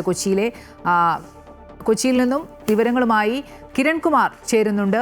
കിരൺ, സൂചിപ്പിച്ച പോലെ തന്നെ 4 ദിവസത്തെ രാഷ്ട്രപതിയുടെ സന്ദർശനം പൂർണ്ണമാവുകയാണ്. കൊച്ചിയിലെ പരിപാടിയുടെ ക്രമീകരണങ്ങളൊക്കെ എങ്ങനെയാണ്? അമ്പിളി, ഇന്ന് കൊച്ചിയിലെ പരിപാടിയിൽ പങ്കെടുത്തതിന് ശേഷമാണ് രാഷ്ട്രപതി ഡൽഹിയിലേക്ക് തിരികെ മടങ്ങുന്നത്. ഇന്ന് രാവിലെ 11:30 കൊച്ചി നേവൽ ബേസിലുള്ള വെല്ലിംഗ്ടൺ ഐലൻഡിലുള്ള നാവികസേനയുടെ വിമാനത്താവളത്തിൽ രാഷ്ട്രപതി എത്തും. 11:30 അവിടെ എത്തിയതിനു ശേഷം റോഡ് മാർഗമാണ് സെന്റ് തെരേസാസ് കോളേജിലേക്ക് എത്തുന്നത്. 11:55 സെന്റ് തെരേസാസ് കോളേജിലേക്ക് എത്തും. ഇവിടെ 12:10 ഈ ശതാബ്ദി പരിപാടികൾ ആരംഭിക്കുന്നത്. ഈ പരിപാടികൾക്ക് ശേഷം പിന്നീട് വിശ്രമത്തിന് ശേഷമാണ് രാഷ്ട്രപതി മടങ്ങുന്നത്. രാഷ്ട്രപതിയോടൊപ്പം തന്നെ പരിപാടിയിൽ ഗവർണർ, ഒപ്പം കേന്ദ്രമന്ത്രി സുരേഷ് ഗോപി അടക്കമുള്ള ആളുകളും പങ്കെടുക്കുന്നുണ്ട്. ഇതിനുശേഷം ഈ പരിപാടിക്ക് ശേഷം വിശ്രമത്തിന് ശേഷം 4:15 രാഷ്ട്രപതി മടങ്ങുന്നത്. ഇത് നാവികസേനയുടെ വിമാനത്താവളത്തിൽ നിന്ന് തന്നെയായിരിക്കും തിരികെയുള്ള യാത്ര. ഏതായാലും രാഷ്ട്രപതിയുടെ വരവ് കണക്കിലെടുത്തുകൊണ്ട് കനത്ത ഗതാഗത നിയന്ത്രണമാണ് കൊച്ചിയിൽ ഒരുക്കിയിരിക്കുന്നത്. രാവിലെ 10 മണി മുതൽ ഉച്ചയ്ക്ക് 2 മണി വരെ നഗരത്തിലെ പ്രധാന മേഖലകളിലെല്ലാം തന്നെ ഗതാഗത നിയന്ത്രണമുണ്ട്. നേവൽ ബേസിൻ്റെ ഭാഗം ഉൾപ്പെടുന്ന ഫോർട്ട് കൊച്ചി മുതൽ എറണാകുളം വരെയുള്ള ഭാഗങ്ങളിലെല്ലാം തന്നെ ഗതാഗത നിയന്ത്രണമുണ്ട്. ഫോർട്ട് കൊച്ചി, മട്ടാഞ്ചേരി തുടങ്ങി കൊച്ചിയുടെ ഭാഗങ്ങളിൽ നിന്ന് വരുന്ന വാഹനങ്ങൾ ഇവിടെ നിന്നും കുണ്ടന്നൂർ വഴി തിരിച്ചു വിടുന്ന രീതിയിലാണ് വാഹനം ക്രമീകരിച്ചിരിക്കുന്നത്. ഒപ്പം തന്നെ എറണാകുളം ഭാഗത്ത് നിന്നും ഫോർട്ട് കൊച്ചി ഭാഗത്തേക്ക് പോകുന്ന വാഹനങ്ങൾ വൈറ്റില വഴി തിരിച്ചു വിടുന്നതിനും വേണ്ടിയും ക്രമീകരിച്ചിട്ടുണ്ട്. ഇന്നലെ രാത്രി മുതൽ തന്നെ ഈ സുരക്ഷാ ക്രമീകരണങ്ങളുടെ വിലയിരുത്തൽ പോലീസിന്റെ ഭാഗത്തു നിന്നും ആരംഭിച്ചിട്ടുണ്ട്. ഈ രാഷ്ട്രപതിയുടെ വാഹന വ്യൂഹം കടന്നു പോകുന്ന പ്രധാന വഴികളിലെല്ലാം തന്നെ ബാരിക്കേഡുകൾ സ്ഥാപിച്ചുകൊണ്ടും ഒപ്പം തന്നെ ഈ പ്രദേശത്ത് മറ്റ് പാർക്കിംഗ്, അതായത് ഈ രാഷ്ട്രപതിയുടെ സന്ദർശനം കഴിഞ്ഞു പോകുന്നത് വരെയുള്ള പാർക്കിംഗ് അടക്കമുള്ള കാര്യങ്ങൾ നിരോധിച്ചിട്ടുണ്ട്. ഏകദേശം 1000-ഓളം പോലീസുകാരെയാണ് രാഷ്ട്രപതിയുടെ സന്ദർശനം കണക്കിലെടുത്ത് സുരക്ഷാ ക്രമീകരണത്തിന് വേണ്ടി വിന്യസിച്ചിരിക്കുന്നത്. അമ്പിളി.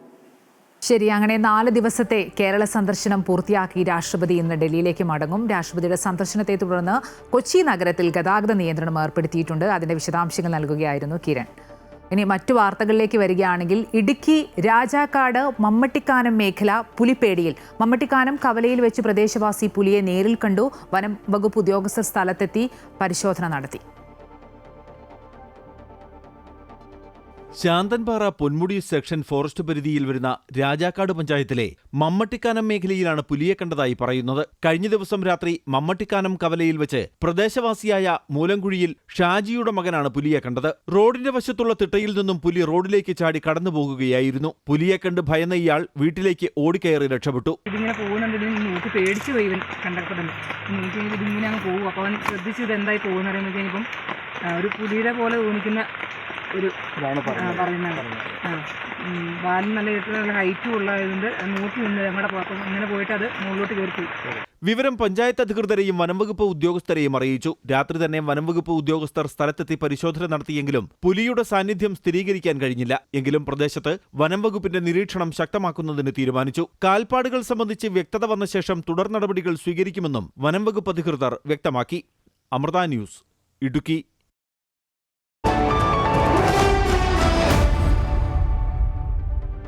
ഇനി ഓഹരി വിപണിയുടെ വിലയിരുത്തലാണ്. വിപണി വിലയിരുത്തലുമായി ധനകാര്യ ഓഹരി വിദഗ്ധൻ കെ ദിലീപ് ചേരുന്നു. Shri Dileep, good morning. കേരളത്തിലേക്ക് സ്വാഗതം. ഇന്നത്തെ വിപണിയിൽ എന്ത് പ്രതീക്ഷിക്കാം? ഇന്നും നേട്ടത്തിൽ തന്നെയായിരിക്കും വ്യാപാരം തുടങ്ങുക. വളരെ ഉയർന്ന തോതിലുള്ള കയറ്റങ്ങൾ പ്രതീക്ഷിക്കുകയും വേണം. കഴിഞ്ഞ ദിവസം വലിയൊരു നേട്ടത്തിൽ വ്യാപാരം തുടങ്ങിയെങ്കിലും വിദേശ നിക്ഷേപ സ്ഥാപനങ്ങളുടെ ഭാഗത്തു നിന്നുള്ള വിൽപ്പന ആ നേട്ടം ഇല്ലാതാക്കുകയായിരുന്നു. എങ്കിൽ കൂടിയും അവധി വ്യാപാരത്തിൽ മുൻനിര സൂചികയായി നിഫ്റ്റി ചരിത്രത്തിലെ ഏറ്റവും ഉയർന്ന നിലവാരത്തിലേക്ക് എത്തുകയും ചെയ്തിരുന്നു. എന്നാൽ അത് നിലനിർത്താനായില്ല എന്ന് മാത്രമല്ല, വ്യാപാരത്തിൻ്റെ അവസാനിക്കുന്ന സമയത്ത് നേരിയ നേട്ടത്തിൽ വ്യാപാരം അവസാനിപ്പിക്കുന്ന സാഹചര്യം ഉണ്ടാവുകയും ചെയ്തു. ഇപ്പോൾ വിപണിക്ക് പ്രോത്സാഹനജനകമായ ഘടകങ്ങളെല്ലാം തന്നെ അനുകൂലമായി തുടരുന്നതാണ് ഇപ്പോഴത്തെ നേട്ടത്തിൽ പ്രധാനപ്പെട്ട കാരണം.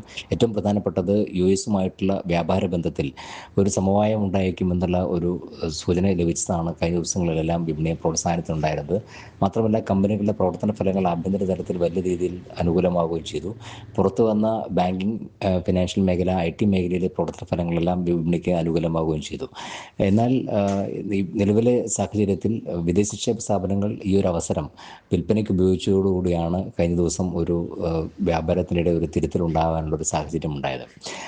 എണ്ണ വിലയുമായി ബന്ധപ്പെട്ടുള്ള ചില സൂചനകളും വിപണിക്ക് പ്രതികൂലമായി, പ്രത്യേകിച്ചും റിലയൻസ് മറ്റ് ഓയിൽ മാർക്കറ്റിംഗ് കമ്പനികളുടെ ഓഹരികളിൽ ഉണ്ടായിട്ടുള്ള ഒരു ഇടിന് പ്രധാനപ്പെട്ട കാരണം ഘട്ടം ഘട്ടമായി റഷ്യയിൽ നിന്നുമുള്ള എണ്ണ വാങ്ങുന്നത് കുറച്ചേക്കുമെന്നുള്ള ഒരു സൂചന ലഭിച്ചതാണ് അത്തരം ഓഹരികൾക്ക് ഒരു തിരിച്ചടിയായത്. ഇത് വരും ദിവസങ്ങളിൽ വിപണിക്ക് പ്രതികൂലമായി തുടരുകയും ചെയ്യും. എന്തായാലും നിലവിലെ സാഹചര്യത്തിൽ ആഗോള ഘടകങ്ങൾ അനുകൂലമായിരിക്കുന്നതും മറ്റ് ആഭ്യന്തര ഘടകങ്ങളും അനുകൂലമായിരിക്കുന്നതും വിപണിയെ മുന്നോട്ട് നയിക്കാൻ പ്രോത്സാഹനജനകമാകുമെന്ന് തന്നെയാണ് കരുതുന്നത്. മുൻനിര സൂചികയായ നിഫ്റ്റിയുടെ ഇപ്പോഴത്തെ 26,000 എന്നുള്ള നിലവാരം തന്നെയാണ് ഏറ്റവും പ്രധാനം. ആ നിലവാരത്തിന് മുകളിൽ നിലനിന്ന് വ്യാപാരം നടക്കുന്ന ഒരു സാഹചര്യത്തിൽ മുന്നോട്ട് നീങ്ങാനുള്ള സാധ്യതയുണ്ട്. എന്തായാലും ഇന്ന് ആഴ്ചയിലെ അവസാന ദിവസമായതുകൊണ്ട് തന്നെ അതിൻ്റെ ഒരു സ്വാധീനവും വിപണിയിലുണ്ടാവും. നേട്ടത്തിലായിരിക്കും വ്യാപാരം തുടങ്ങുക. ശരി, ഇന്നും ഓഹരി വിപണി നേട്ടത്തിലായിരിക്കും വ്യാപാരം ആരംഭിക്കുക. ഇന്നത്തെ വിപണി പ്രതീക്ഷകൾ പങ്കുവയ്ക്കുകയായിരുന്നു ധനകാര്യ ഓഹരി വിദഗ്ധൻ കെ ദിലീപ്.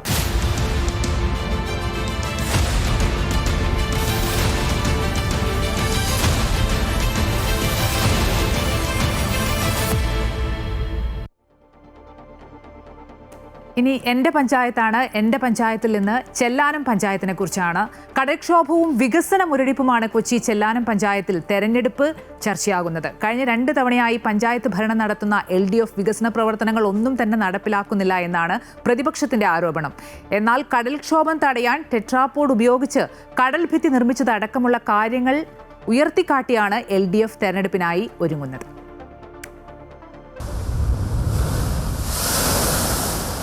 എറണാകുളം ജില്ലയിലെ തീരദേശ ഗ്രാമമാണ് ചെല്ലാനം.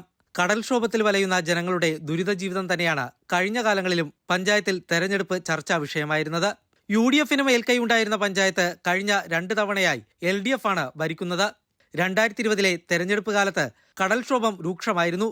ഭരണ പ്രതിപക്ഷ പാർട്ടികൾ ജനങ്ങളുടെ സുരക്ഷ ഉറപ്പുവരുത്താൻ നടപടിയെടുക്കുന്നില്ലെന്ന ആരോപണങ്ങളും അന്ന് ഉയർന്നിരുന്നു. തുടർന്ന് സമുദായ നേതാക്കളുടെ അടക്കം പിന്തുണയോടെ ചെല്ലാനം 2020 എന്ന സംഘടന രൂപീകരിക്കുകയും ഇവർ തെരഞ്ഞെടുപ്പിൽ മത്സരിക്കുകയും ചെയ്തു. വീണ്ടും തിരഞ്ഞെടുപ്പെത്തുമ്പോൾ കടൽക്ഷോഭവും പ്രതിരോധ പ്രവർത്തനങ്ങളുമാണ് ചർച്ചയാകുന്നത്. കടൽക്ഷോഭം തടയാൻ കിഫ്ബി ഫണ്ട് ഉപയോഗിച്ച് പഞ്ചായത്തിലെ 7.3 കിലോമീറ്റർ ദൂരം ടെട്രാപോഡ് കടൽഭിത്തി നിർമ്മിച്ചതാണ് LDF തങ്ങളുടെ ഭരണ നേട്ടമായി ഉയർത്തി കാണിക്കുന്നത്. 47 തീരദേശ നിയോജകമണ്ഡലമുണ്ട്. ആ 47 തീരദേശ നിയോജകമണ്ഡലത്തിൽ കേരളത്തിലുള്ള ഒരു മണ്ഡലങ്ങൾക്കും കിട്ടാത്തത്രയും ഫണ്ട് നമ്മുടെ ചെല്ലാനം എന്ന് പറയുന്ന ഈ കൊച്ചു ഗ്രാമത്തിന് കിട്ടിയിട്ടുണ്ട്. ലോകഭൂപടത്തിൽ ഇന്ന് ചെല്ലാനം മോഡൽ എന്ന രീതിയിൽ അത് ശ്രദ്ധയെ ആകർഷിച്ചിട്ടുണ്ട്. എന്നാൽ പഞ്ചായത്തിലെ പകുതി സ്ഥലങ്ങളിൽ മാത്രമാണ് കടൽഭിത്തിയുടെ നിർമ്മാണം നടന്നിട്ടുള്ളതെന്നും ബാക്കി പ്രദേശങ്ങളിലെ ജനങ്ങൾ ഇപ്പോഴും ദുരിതത്തിലാണെന്നും UDF ചൂണ്ടിക്കാണിക്കുന്നു. ഇവിടുത്തെ ഏറ്റവും അത്യാവശ്യമായിട്ടുള്ള ഒരു കാര്യമെന്ന് പറയുന്നത് നമ്മുടെ കടൽഭിത്തി നിർമ്മാണം. ഇത് പുത്തൻതോട് വരെ കൊണ്ടുവന്ന് നിർത്തിയിരിക്കുകയാണ്. പക്ഷേ ഇങ്ങോട്ടുള്ള വർക്ക് ഇതുവരെ ആരംഭിച്ചിട്ടില്ല. അടിസ്ഥാന വികസനത്തിലും പഞ്ചായത്ത് പിന്നിലാണെന്ന ആരോപണവും പ്രതിപക്ഷ പാർട്ടികൾ ഉയർത്തുന്നുണ്ട്. പഞ്ചായത്തിലെ പ്രാഥമിക ആരോഗ്യ കേന്ദ്രങ്ങൾ പ്രവർത്തിക്കുന്നത് വാടക കെട്ടിടത്തിലാണ്. ഇവിടെ എത്തുന്ന രോഗികൾ മണിക്കൂറുകളോളം വെയിലത്ത് വരി നിൽക്കേണ്ടി വരുന്നതായി BJP ആരോപിക്കുന്നു. ചെല്ലാനം പഞ്ചായത്തിൽ 2 പ്രാഥമിക ആരോഗ്യ കേന്ദ്രങ്ങളാണ് നിലവിലുള്ളത്. അതിന്ന് സ്വന്തം കെട്ടിടം സ്വന്തമായ സ്ഥലത്ത് കെട്ടിടം ഉണ്ടായിട്ട് ഇന്ന് വാടകയ്ക്ക് ആണ് ആശുപത്രികൾ പ്രവർത്തിച്ചുകൊണ്ടിരിക്കുന്നത്. എന്നാൽ ചെല്ലാനത്ത് പ്രാഥമിക ആരോഗ്യ കേന്ദ്രത്തിനായി 1.5 കോടി ചിലവിൽ പുതിയ കെട്ടിടം ഉയരുന്നുണ്ടെന്നാണ് LDF പറയുന്നത്. കെട്ടിടത്തിന്റെ നിർമ്മാണ പ്രവൃത്തികൾ നടന്നുവരുന്നതായും LDF നേതാക്കൾ വ്യക്തമാക്കി. ഗവൺമെൻറ്റിൻ്റെ ശ്രദ്ധയിൽ ഇത് കൊണ്ടുവരികയും ഞങ്ങൾ അപേക്ഷകൾ നൽകിയതിൻ്റെ അടിസ്ഥാനത്തിൽ KJ മാക്സിയുടെ നേതൃത്വത്തിൽ 1.5 കോടി രൂപയുടെ വർക്കാണിപ്പോൾ ഈ നടക്കുന്നത്. ഇപ്പോൾ തന്നെ ഞങ്ങൾക്ക് വീണ്ടും 1 കോടി 43 ലക്ഷം രൂപ വീണ്ടും അനുവദിച്ചിട്ടുണ്ട്. 2020-ലെ തദ്ദേശ തെരഞ്ഞെടുപ്പിന് ശേഷം 3 തവണയാണ് പഞ്ചായത്തിലെ ഭരണം മാറിമറിഞ്ഞത്. LDF-നും 2020-ക്കും 9 വീതം അംഗങ്ങൾ ഉണ്ടായിരുന്നെങ്കിലും 2020 ഭരണത്തിൽ നിന്നും വിട്ടുനിന്നു. അതോടെ LDF ഭരണസമിതി അധികാരത്തിലേറി. എന്നാൽ 1.5 വർഷം പിന്നിട്ടപ്പോൾ 2020 UDF-നൊപ്പം ചേർന്ന് അവിശ്വാസ പ്രമേയം കൊണ്ടുവരികയും ഇത് പാസ്സാവുകയും ചെയ്തു. പിന്നീട് UDF 2020 ഭരണസമിതി അധികാരത്തിലെത്തി. മാസങ്ങൾക്ക് ശേഷം LDF കൊണ്ടുവന്ന അവിശ്വാസ പ്രമേയത്തെ പിന്തുണച്ച് 2 2020 അംഗങ്ങൾ കൂറുമാറിയതോടെ വീണ്ടും LDF അധികാരത്തിലെത്തി. 2020 അംഗമായിരുന്ന KL ജോസഫിന് പഞ്ചായത്ത് പ്രസിഡന്റ് സ്ഥാനം നൽകിയാണ് LDF കൂടെ കൂട്ടിയത്. കടൽക്ഷോഭം പ്രധാന വിഷയമാക്കി ഉയർത്തി കാണിച്ച 2020-ക്ക് ഇത്തവണ തെരഞ്ഞെടുപ്പിൽ ഉന്നയിക്കാൻ മറ്റ് രാഷ്ട്രീയ ആരോപണങ്ങളൊന്നും തന്നെ ഇല്ലാത്ത അവസ്ഥയാണ്. അതുകൊണ്ട് തന്നെ 2020 അപ്രസക്തമായെന്നും നഷ്ടപ്പെട്ട സീറ്റുകൾ തിരികെ പിടിച്ച് അധികാരത്തിലെത്തുമെന്ന കണക്കുകൂട്ടലിലാണ് UDF. ചെല്ലാനത്തെ പോലുള്ളൊരു പഞ്ചായത്തിൽ 2020 എന്ന രാഷ്ട്രീയ പ്രസ്ഥാനത്തിൻ്റെ കടന്നുവരവും അത് വളരെ പെട്ടെന്ന് ഒരു മാറ്റം ജനിപ്പിക്കുമെന്ന രീതിയിൽ ജനങ്ങളെ തെറ്റിദ്ധരിപ്പിച്ചു കൊണ്ടുവരികയും പിന്നീട് അവർക്കിടയിൽ തന്നെയുള്ള ആഭ്യന്തരമായ പ്രശ്നങ്ങൾ കൊണ്ട് ആ സംഘടനയുടെ പ്രാധാന്യം നഷ്ടപ്പെടുകയും ചെയ്തൊരവസ്ഥയാണ് ചെല്ലാനത്തുണ്ടായത്. ചെല്ലാനത്ത് കടൽക്ഷോഭം ശക്തമായിരുന്ന സാഹചര്യത്തിലാണ് കഴിഞ്ഞ തദ്ദേശ തെരഞ്ഞെടുപ്പ് നടക്കുന്നത്. തെരഞ്ഞെടുപ്പിൽ പ്രധാന ചർച്ചാ വിഷയമായതും ഈ കടൽക്ഷോഭമാണ്. ടെട്രാപോഡ് ഉപയോഗിച്ചുള്ള കടൽഭിത്തിയുടെ നിർമ്മാണമാണ് LDF ഉയർത്തിക്കാട്ടുന്ന പ്രധാന വികസന നേട്ടം. എന്നാൽ ആദ്യഘട്ടം മാത്രമേ പൂർത്തിയായിട്ടുള്ളെന്നും 2ാം ഘട്ടം എപ്പോഴാരംഭിക്കുമെന്നുള്ള ചോദ്യമാണ് പ്രതിപക്ഷം ഉന്നയിക്കുന്നത്. ക്യാമറമാൻ ബിനു ഈശ്വരമംഗലത്തിനൊപ്പം കിരൺകുമാർ, അമൃത ന്യൂസ്, കൊച്ചി. പൂഞ്ഞാർ തെക്കേക്കര പഞ്ചായത്തിലെ 13-ാം വാർഡിൽ സ്മാർട്ട് അംഗൻവാടിക്കായി കണ്ടെത്തിയ സ്ഥലത്തെ ചൊല്ലി വിവാദം. പൊതുമരാമത്ത് റോഡിനും പഞ്ചായത്ത് റോഡിനും ഇടയിലെ ഇടുങ്ങിയ ഭൂമിയാണ് കെട്ടിടത്തിനായി നിശ്ചയിച്ചിരിക്കുന്നത്. കെട്ടിട നിർമ്മാണത്തിലെ അപാകതകൾ ചൂണ്ടിക്കാട്ടി പ്രദേശവാസികളും ക്രമക്കേട് ആരോപിച്ച് ആം ആദ്മി പാർട്ടിയും രംഗത്ത് വന്നു. പൂഞ്ഞാർ തെക്കേക്കര പഞ്ചായത്തിലെ പയ്യാനിത്തോട്ടം വാർഡിലാണ് 40 ലക്ഷത്തോളം രൂപ കേന്ദ്ര ഫണ്ട് മുടക്കി സ്മാർട്ട് അംഗൻവാടി നിർമ്മിക്കുന്നത്. പൊതുമരാമത്ത് വകുപ്പിന് കീഴിലുള്ള പൂഞ്ഞാർ കൈപ്പള്ളി റോഡിനും പഞ്ചായത്തിന് കീഴിലുള്ള ഞാറയ്ക്കൽ കുന്നോന്നി റോഡിനും ഇടയിലായി സ്വകാര്യ വ്യക്തി നൽകിയ 4 സെന്റ് സ്ഥലത്താണ് കെട്ടിട നിർമ്മാണം നടക്കുന്നത്. 10 അടിയോളം ഉയരത്തിലുള്ള സ്ഥലം നിരപ്പാക്കാനായി പഞ്ചായത്ത് റോഡടക്കം മാന്തിപ്പൊളിച്ചതോടെ റോഡ് അപകടാവസ്ഥയിലുമായി. ചെറുവാഹനങ്ങൾക്ക് മാത്രമാണ് ഇപ്പോൾ ഇതുവഴി കടന്നു പോകാനാകുന്നത്. റോഡ് കണ്ടാലറിയാം ഭയങ്കര അപകടാവസ്ഥയിലാണ്. ഇതിന് നടപടി എടുക്കണമെന്ന് ഞങ്ങൾ പഞ്ചായത്തിലും PWDയിലും പറഞ്ഞു, അപേക്ഷ കൊടുക്കുകയും പരാതി സ്വീകരിക്കുകയും ചെയ്തു. അതിന് ഇതുവരെ ഒരു നടപടി ഉണ്ടായിട്ടില്ല. ഞാൻ ഈ റോഡിന് മുകളിൽ താമസിക്കുന്ന ആളാണ്. എൻ്റെ മമ്മി 9 കൊല്ലമായിട്ട് കിടപ്പിലാണ്. അമേരിക്കയിൽ ആംബുലൻസ് വിളിച്ചു കഴിഞ്ഞാൽ വരാൻ അവർക്ക് വഴി കണ്ടുവച്ച് തിരിച്ചു പോവുകയാണ് ചെയ്തത്. വിഷയത്തിൽ പ്രതിഷേധമുയർത്തി ആം ആദ്മി പാർട്ടിയും രംഗത്ത് വന്നു. വിവരാവകാശ പ്രകാരം ലഭിച്ച മറുപടിയിൽ ആകെ 5 മീറ്റർ സെറ്റ് ബാക്കായി പ്ലാനിൽ കാണിച്ചിട്ടുണ്ട്. അവശേഷിക്കുന്ന 3 മീറ്ററിൽ എങ്ങനെ കെട്ടിടം നിർമ്മിക്കുമെന്നാണ് ആം ആദ്മിയുടെ ചോദ്യം. PWD റോഡിൽ നിന്ന് 3 മീറ്ററും പഞ്ചായത്ത് റോഡിൽ നിന്ന് 2 മീറ്ററും ഇട്ടച്ചാണ് ഇവിടെ ബിൽഡിംഗ് പണിയുന്നുള്ളതാണ്. അപ്പോൾ ആകെ ഒരു 7.5 മീറ്ററിൽ കൂടുതൽ ഇവിടെ സ്ഥലമില്ല. 2.5 മീറ്റർ സ്ഥലത്ത് എങ്ങനെയാണ് 50 ലക്ഷം രൂപയുടെ കെട്ടിടം പണിയുന്നതാണ് ഞങ്ങളുടെ ചോദ്യം. നിലവിൽ പുറമ്പോക്കിൽ പ്രവർത്തിക്കുന്ന അംഗൻവാടി ഇവിടെ നിന്നും മാറ്റി സ്ഥാപിക്കണമെന്ന ഓംബുഡ്സ്മാന്റെ ഉത്തരവിനെ തുടർന്നാണ് പുതിയ കെട്ടിടം നിർമ്മിക്കുന്നതെന്ന് പഞ്ചായത്ത് അംഗം സജി സിബി പറഞ്ഞു. പഴയ അംഗൻവാടിയുടെ സ്ഥിതി വളരെ മോശകരമാണ്. അതുകൊണ്ട് നല്ലൊരു അംഗൻവാടി പണിയുന്നതിന് എന്തുകൊണ്ടാണ് ഇങ്ങനെ തടസ്സം നിൽക്കുന്നതെന്നാണ് എത്ര ആലോചിച്ചിട്ട് മനസ്സിലാക്കാത്തത്. പഞ്ചായത്ത് എഞ്ചിനീയറിംഗ് വിഭാഗവും ICDS ഉദ്യോഗസ്ഥരും പരിശോധന നടത്തി അനുയോജ്യമെന്ന് വിലയിരുത്തിയ സ്ഥലത്താണ് അംഗൻവാടി നിർമ്മിക്കുന്നതെന്ന് പഞ്ചായത്ത് അംഗം അനിൽകുമാറും വ്യക്തമാക്കി. ഏറ്റവും അനുയോജ്യമായ സ്ഥലം എന്ന് നമ്മുടെ ICDSന്റെ ഉദ്യോഗസ്ഥരും അതോടൊപ്പം തന്നെ നമ്മുടെ പഞ്ചായത്തിൻ്റെ ഉദ്യോഗസ്ഥരും എല്ലാം പറഞ്ഞ ഒരു സ്ഥലത്താണ് അംഗൻവാടി വരുന്നത്. കോട്ടയം ജില്ലയിൽ സ്മാർട്ട് അംഗൻവാടിക്ക് ഫണ്ട് അനുവദിച്ച ഏക അംഗൻവാടിയാണ് പയ്യാനത്തോട്ടം അംഗൻവാടി. പ്രതിഷേധം ഉയർന്നതിനെ തുടർന്ന് 1 മാസത്തോളമായി നിർമ്മാണ ജോലികൾ നിർത്തിവച്ചിരിക്കുകയാണ്. അമൃത ന്യൂസ്, കോട്ടയം.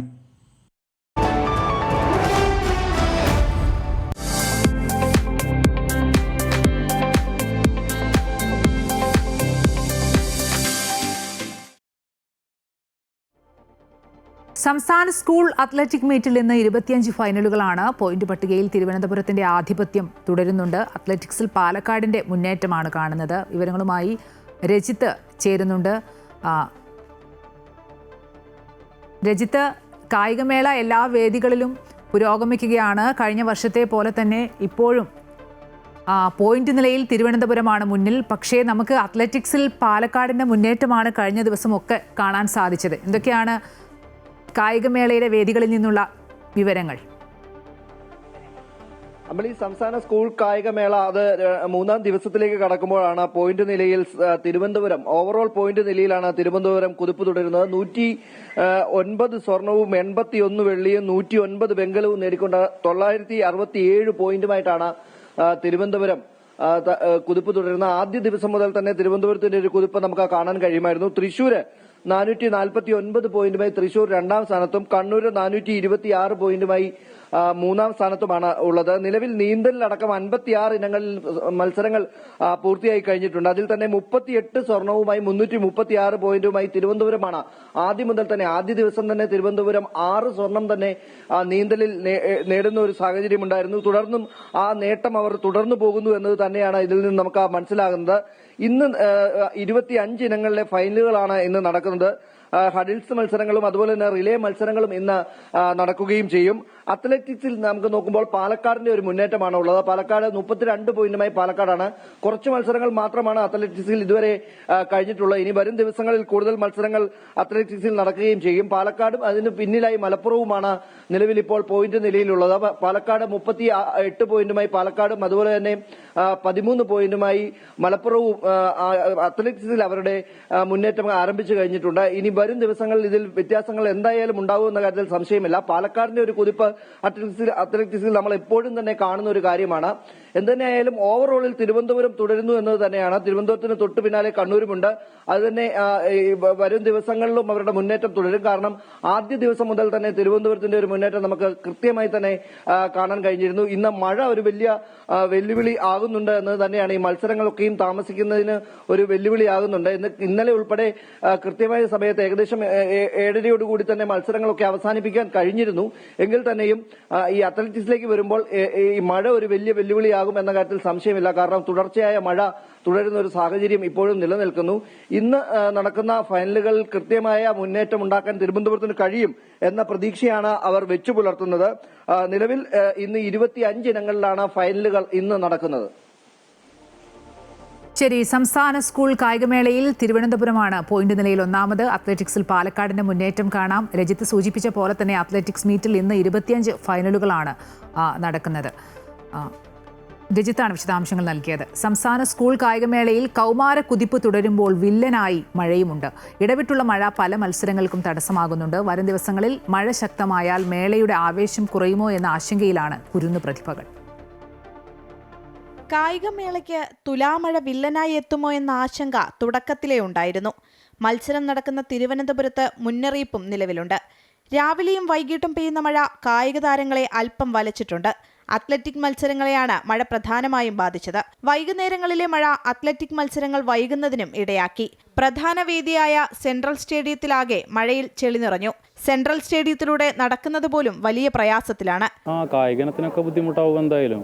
ഈ നിലയ്ക്ക് മഴ നിന്ന് കഴിഞ്ഞാൽ ഇൻഡോർ പ്രശ്നം കാണിക്കില്ല, പക്ഷെ ഔട്ട്ഡോറൊക്കെ എന്തായാലും ഗെയിം ഇനങ്ങൾക്കൊക്കെ പ്രശ്നം ഉണ്ടാവും എന്തായാലും. ഇതുവരെ മഴ കൊണ്ട് ബുദ്ധിമുട്ടെന്ന് പറഞ്ഞാൽ ഇവിടെ ഈ ചെളിയായി കിടക്കുന്നതല്ലാതെ നടക്കാനെല്ലാം പാടുണ്ട്. എന്നാൽ മഴ മേളയുടെ നിറം കെടുത്തിയിട്ടില്ലെന്നാണ് മന്ത്രി വി ശിവൻകുട്ടി പറയുന്നത്. അതേസമയം കായികമേള സമാപിക്കാൻ ദിവസങ്ങൾ ശേഷിക്കെ മഴ ശക്തമാകുകയാണെങ്കിൽ കായികമേള വെള്ളത്തിലാകാനുള്ള സാധ്യതയുമുണ്ട്. അമൃത ന്യൂസ്, തിരുവനന്തപുരം. സംസ്ഥാന സ്കൂൾ കായികമേളയിൽ കുട്ടി ഹീറോകൾക്ക് കൈത്താങ്ങാകുകയാണ് സ്പോർട്സ് ആയുർവേദ ടീം. വില്ലനാകുന്ന പരിക്കുകൾ തടയാനും ശമിപ്പിക്കാനുമൊക്കെ പ്രത്യേക ചികിത്സാ രീതികളാണ് ഇവിടെ ഒരുക്കിയിരിക്കുന്നത്.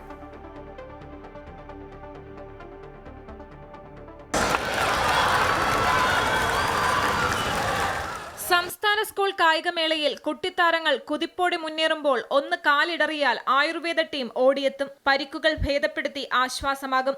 വീണ്ടും താരങ്ങൾക്ക് കളത്തിൽ കുതിപ്പ് തുടരാനും കഴിയും. പാരമ്പര്യ അത്യാധുനിക ചികിത്സാ രീതികൾ കോർത്തിണക്കി മരുന്നുകളും താരങ്ങൾക്കായി ഒരുക്കിയിട്ടുണ്ടെന്ന് sports Ayurveda state convenor doctor PR Preetha പറഞ്ഞു. ഇത് കായിക താരങ്ങൾക്ക് വേണ്ടി മാത്രമുള്ള പദ്ധതിയാണ്. അതായത് അവരുടെ പരിക്കുകൾ ചികിത്സിക്കുന്നതിനും തുടർ പരിക്കുകൾ ഒഴിവാക്കുന്നതിനും അതുമാത്രമല്ല അവരുടെ കായികക്ഷമത വർദ്ധിപ്പിക്കുന്നതിനുമുള്ള ഒരു പ്രത്യേക സമഗ്ര ചികിത്സാ പദ്ധതിയാണ്. ഫീൽഡിൽ വെച്ച് തന്നെ പരമാവധി അവരുടെ പരിക്കുകൾ ചികിത്സിച്ച് അവരെ അടുത്ത മത്സരത്തിന് പ്രാപ്തരാക്കുക.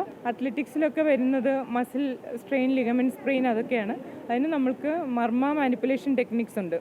ഇതൊക്കെ കാലങ്ങളായിട്ട് നമ്മുടെ ശാസ്ത്രത്തിൽ പറഞ്ഞിരിക്കുന്ന കാര്യങ്ങൾ തന്നെയാണ്. പക്ഷേ ഇപ്പോൾ അത് കുറച്ചും കൂടി സിസ്റ്റമാറ്റിക് ആയിട്ട് ഉപയോഗിക്കുന്നു എന്ന് മാത്രമേ ഉള്ളൂ. മത്സരം നടക്കുന്ന 12 വേദികളിലും മിനിമം 3 ആംബുലൻസ് എങ്കിലും സഹിതം മെഡിക്കൽ ടീം സുസജ്ജമാണ്. എല്ലാവരും വളരെ ആക്റ്റീവാണ്. കുട്ടികൾക്ക് യാതൊരു പരാതിക്കും ഇടകൊടുക്കാതെ വളരെ നന്നായി മെഡിക്കൽ ടീമിൻ്റെ പ്രവർത്തനം ഈ കാണുന്ന ആൾക്കാരുടെ എല്ലാവരുടെയും സഹകരണത്തോടുകൂടി മെഡിക്കൽ ടീമിനെ കൊണ്ടുപോകാൻ സാധിക്കുന്നുണ്ട്. കുരുന്നുകൾക്ക് ആശ്വാസമായി മെഡിക്കൽ റൂമും ഒരുക്കിയിട്ടുണ്ട്. അമൃത ന്യൂസ്, തിരുവനന്തപുരം. വനിതാ ഏകദിന ലോകകപ്പിൽ ഇന്ത്യ സെമിയിൽ. നിർണായക മത്സരത്തിൽ ന്യൂസിലൻഡിനെ 53 റൺസിന് ആതിഥേയർ തോൽപ്പിച്ചു.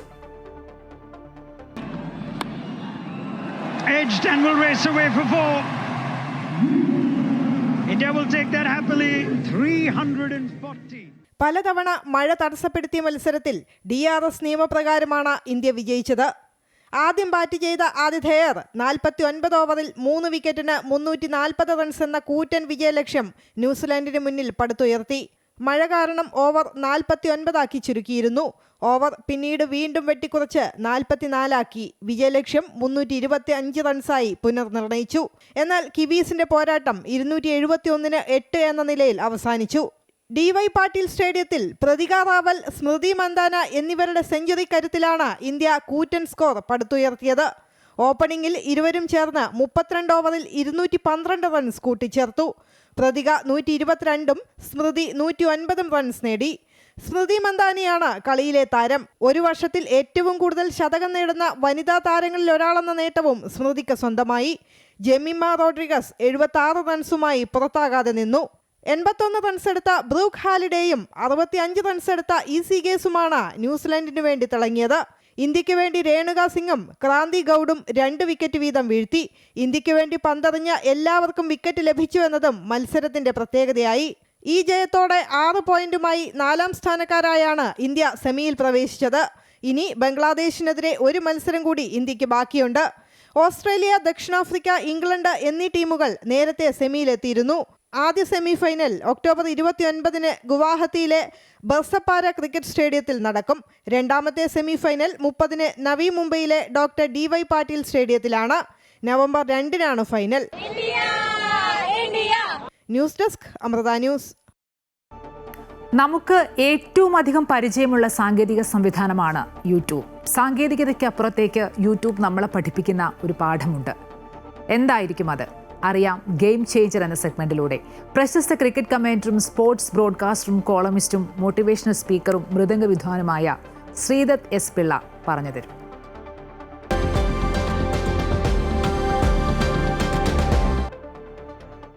നമ്മുടെ ജീവിതത്തിൽ നമ്മളെ റെവല്യൂഷണറി ആയിട്ടുള്ള പല കാര്യങ്ങളും നമ്മുടെ ലൈഫിലേക്ക് വന്നു കയറും. ചില പ്രോഡക്ട്സ് അങ്ങനെയാണ് അല്ലേ? ഇപ്പോൾ കഴിഞ്ഞ 2 പതിറ്റാണ്ടുകൾ എടുത്ത് നോക്കുവാണെങ്കിൽ എനിക്ക് തോന്നുന്നു കുറേ കാര്യങ്ങളുണ്ട്. അതിൽ എനിക്ക് തോന്നിയൊരു കാര്യം യൂട്യൂബ് എന്ന് പറയുന്ന ആ ഒരു സംഭവമാണ്. വളരെ ക്വയറ്റായിട്ട് നമ്മുടെ ലൈഫിലേക്ക് കയറി വന്ന് ഇന്ന് ഒരു രീതിയിൽ അല്ലെങ്കിൽ വേറൊരു രീതിയിൽ യൂട്യൂബ് നമ്മളെ ഇൻഫ്ലുവൻസ് ചെയ്യുന്ന ഒരു കാര്യം തന്നെയാണ്. നമുക്കിഷ്ടമുള്ള കാര്യങ്ങൾ കാണാൻ റിപ്പോസിറ്ററിയാണ്, ഏത് സമയത്തും അത് അവൈലബിളാണ്. അതുപോലെ തന്നെ എല്ലാ പ്രോഡക്ട്സിനും ഒരു കോമ്പറ്റീഷൻ ഉണ്ടാവും. കോമ്പറ്റേറ്റീവായിട്ടുള്ളൊരു മാർക്കറ്റിലാണ് നമ്മൾ. ഇപ്പോൾ ഒരു കാറ്റർപില്ലറിനൊരു കൊമാറ്റ്സു, അഡിഡാസിനൊരു നൈക്കി, അല്ലെങ്കിൽ പെപ്സിക്കൊരു കോക്ക്, ദാറ്റ് ഈസ് കൊക്കക്കോള. അങ്ങനെയുള്ള ഇത് നമുക്ക് എല്ലായിടത്തും കാണാൻ പറ്റും. ആൾക്കാരെങ്ങനെ ഡിവൈഡ് ചെയ്തു പോകും, കസ്റ്റമേഴ്സ്. അതുപോലെ തന്നെ അവരുടെ സെയിൽസ്, അവരുടെ പ്രോഫിറ്റബിലിറ്റി എല്ലാം അതുപോലെ തന്നെയാണ്. ഭയങ്കര എക്സ്ട്രീംലി കോമ്പറ്റേറ്റീവാണ്. പക്ഷേ എൻ്റെ അറിവിൽ, എൻ്റെ പരിമിതമായ അറിവിൽ യൂട്യൂബിന് പറ്റിയ ഒരു എതിരാളി ഇതുവരെ വന്നിട്ടില്ല. അതല്ലേ സത്യം? അതെന്തുകൊണ്ടാണെന്ന് പലപ്പോഴും നമ്മൾ ആലോചിക്കുമ്പോൾ ആ ഒരു ടെക്നോളജി വേറെ ആർക്കും പറ്റാത്തതുകൊണ്ടാണോ? അല്ല. എനിക്ക് തോന്നിയിട്ടുള്ള ഒരു കാര്യം, യൂട്യൂബിൻ്റെ ഒരു പ്രത്യേകത, യൂട്യൂബ് അതിൻ്റെ കസ്റ്റമേഴ്സിനെ, ഉപഭോക്താക്കളെ കസ്റ്റമേഴ്സായിട്ടല്ല പാർട്ട്നേഴ്സായിട്ടാണ് കാണുന്നതെന്ന് എനിക്ക് തോന്നിയിട്ടുണ്ട്. അതായത് YouTube is willing to share its wealth. യൂട്യൂബിന് നമുക്ക് പൈസ ഉണ്ടാക്കുക എന്നുള്ളതാണ് പലരും പറയുന്നത് അല്ലേ? നമ്മളത് കൺസ്യൂം ചെയ്യുമ്പോൾ, അല്ലെങ്കിൽ നമ്മളതിൽ ഇതിലേക്ക് നമ്മൾ വീഡിയോ പോസ്റ്റ് ചെയ്യുമ്പോൾ അവർക്ക് കിട്ടുന്ന ഒരു റവന്യൂവിൻ്റെ ഒരു ഭാഗം അവർ കസ്റ്റമേഴ്സുമായിട്ട് അല്ലെങ്കിൽ അവരുടെ യൂസേഴ്സുമായിട്ട് ഷെയർ ചെയ്യുന്നു എന്നുള്ളൊരു പ്രത്യേകതയുണ്ട്. ഇപ്പോൾ മറ്റ് പ്ലാറ്റ്ഫോംസും അങ്ങനെ ചെയ്യുന്നുണ്ടെങ്കിലും യൂട്യൂബാണ് അത് തുടങ്ങിയത്. They had A head start. ആ ഒരു കാരണം കൊണ്ട് തന്നെ അവരെ ബീറ്റ് ചെയ്യുക എന്നുള്ളത് പാടായിരിക്കും. അല്ലാതെ ഒരു ടെക്നോളജി ആർക്കും ഇല്ലാത്തൊരു ടെക്നോളജിയാണത്, വേറെ ആർക്കും കോപ്പി ചെയ്യാൻ പറ്റുകയില്ല. ഇന്നത്തെ കാലത്ത് അത് ഇറ്റ്സ് ഇമ്പോസിബിൾ. അപ്പോൾ എനിക്ക് തോന്നിയിട്ടുള്ള കാര്യം ഇതാണ്. എന്താണ് യൂട്യൂബ് നമ്മളെ പഠിപ്പിക്കുന്നത്? So if you can be unselfish, അതായത് നമ്മുടെ സ്വാർത്ഥത കുറയ്ക്കുക അല്ലെങ്കിൽ ഇല്ലാതാക്കുക. നമ്മൾ പലപ്പോഴും എന്തെങ്കിലും ഒരു കാര്യം, ഒരു ഡീൽ അല്ലെങ്കിൽ ഒരു കാര്യത്തിലേക്ക് ഇറങ്ങുമ്പോൾ നമ്മൾ മയോപ്പിക്കാണ്. മയോപ്പിക് എന്ന് പറഞ്ഞാൽ നമ്മൾ ഷോർട്ട് സൈറ്റഡാണ്. ഒരു ഇമ്മീഡിയറ്റ് ഗെയിൻ മാത്രമേ നമ്മൾ നോക്കുന്നുള്ളൂ. പക്ഷേ അത് നമ്മളൊന്ന് കൺട്രോൾ ചെയ്ത് നമ്മൾ if you can see the larger picture, കുറച്ചുകൂടെ വിശാലമായിട്ട് നമ്മൾ ചിന്തിക്കാൻ തുടങ്ങിയാൽ നമ്മുടെ ലൈഫിലും ഇത് ബാധകമാണ്. Let's share the wealth. അത് ഏത് രീതിയിലുള്ള വെൽത്ത് ആയാലും, മെറ്റീരിയലിസ്റ്റിക് ആയാലും അല്ലെങ്കിലും, ലെറ്റ്സ് ബിൽഡ് പാർട്ട്ണർഷിപ്സ് എവരിവെയർ. നമ്മളെ കൂടെ ഉള്ളവരുടെ പുരോഗതി, അവരുടെ നന്മ കൂടെ നമുക്ക് നോക്കാൻ പറ്റിയാൽ ഐ തിങ്ക് നമ്മൾ കൂടുതൽ സക്സസ്ഫുൾ ആവും. യൂട്യൂബ് പഠിപ്പിക്കുന്ന നമ്മളെ അതാണ്. So let's follow that. What do you say?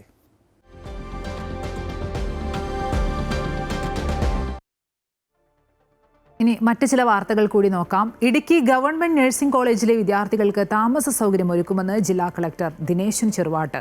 Painavu working women's ഹോസ്റ്റലിൽ 64 പേരെയും മെഡിക്കൽ കോളേജ് ഹോസ്റ്റലിൽ 72 വിദ്യാർത്ഥിനികളെയും താമസിപ്പിക്കും. ആൺകുട്ടികൾക്ക് 2 മാസത്തിനുള്ളിൽ ആശുപത്രി ജീവനക്കാരുടെ ക്വാർട്ടേഴ്സിൽ താമസ സൗകര്യം ഒരുക്കുമെന്നും കളക്ടർ അറിയിച്ചു. ഇടുക്കിയിലെ നഴ്സിംഗ് കോളേജിലെ വിദ്യാർത്ഥികളുടെ ഒരു താമസ സൗകര്യമായിട്ട് ബന്ധപ്പെട്ട് ഹോസ്റ്റൽ സൗകര്യം ഒരുക്കുന്നതിന് വേണ്ടിയിട്ട് ഇന്ന് ഇവിടെ കളക്ടറേറ്റിൽ ഒരു യോഗം ചെയ്തിരുന്നു. അതിൽ മെഡിക്കൽ കോളേജ്, അതുപോലെ തന്നെ നഴ്സിംഗ് കോളേജ്, അതുപോലെ തന്നെ വിദ്യാർത്ഥികളുടെ പ്രതിനിധികളും പങ്കെടുത്തിരുന്നു.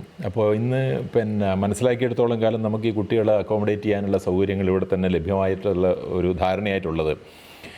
അത് പൈനാവിലുള്ള വർക്കിംഗ് വിമൻസ് ഹോസ്റ്റലിൽ ഏകദേശം 32 റൂമുകളുണ്ട്. ആ 32 റൂമുകളിൽ ഇപ്പോഴും 12 റൂമുകൾ മാത്രമാണ് അത് ഓക്യുപ്പൈ ചെയ്തിരിക്കുന്നത്.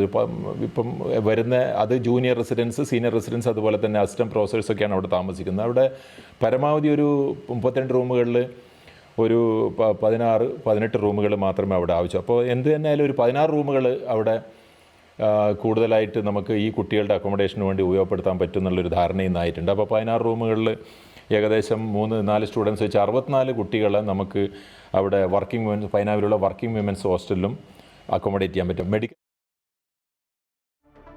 1 ഏക്കർ വരുന്ന ക്ഷേത്രവളപ്പിൽ അത്യുൽപാദന ശേഷിയുള്ള തെങ്ങ് കൃഷിക്ക് തുടക്കം കുറിച്ച് കാസർഗോഡ് രാമവില്യം കഴകം ആദ്യഘട്ടമായി 100 തെങ്ങിൻ തൈകൾ നട്ടു. രാമവില്യം കഴകത്തിൽ നടന്ന പെരുങ്കളിയാട്ട മഹോത്സവത്തിൽ ഭക്ഷണശാല ഒരുക്കിയ സ്ഥലത്താണ് തെങ്ങിൻ തൈകളും കവുങ്ങിൻ തൈകളും നടുന്നത്. 1 ഏക്കർ വരുന്ന ക്ഷേത്രവളപ്പിൽ കേരള കാർഷിക സർവകലാശാലയിൽ നിന്ന് കൊണ്ടുവന്ന അത്യുൽപാദന ശേഷിയുള്ള 100 കേരശ്രീ തെങ്ങിൻ തൈകളും ഇടവിളയായി 200 വാഴകളും ഒപ്പം കവുങ്ങിൻ തൈകളും നട്ടുവളർത്തുന്നതിന്റെ ഉദ്ഘാടനം രാമവില്യം കഴകം ഭരണസമിതി ആഭിമുഖ്യത്തിൽ നടന്നു. ക്ഷേത്രസ്ഥാനികരും വനിതാ കമ്മിറ്റി ഭാരവാഹികളും ഭക്തജനങ്ങളും ചേർന്നാണ് ഇവ പരിപാലിക്കുക.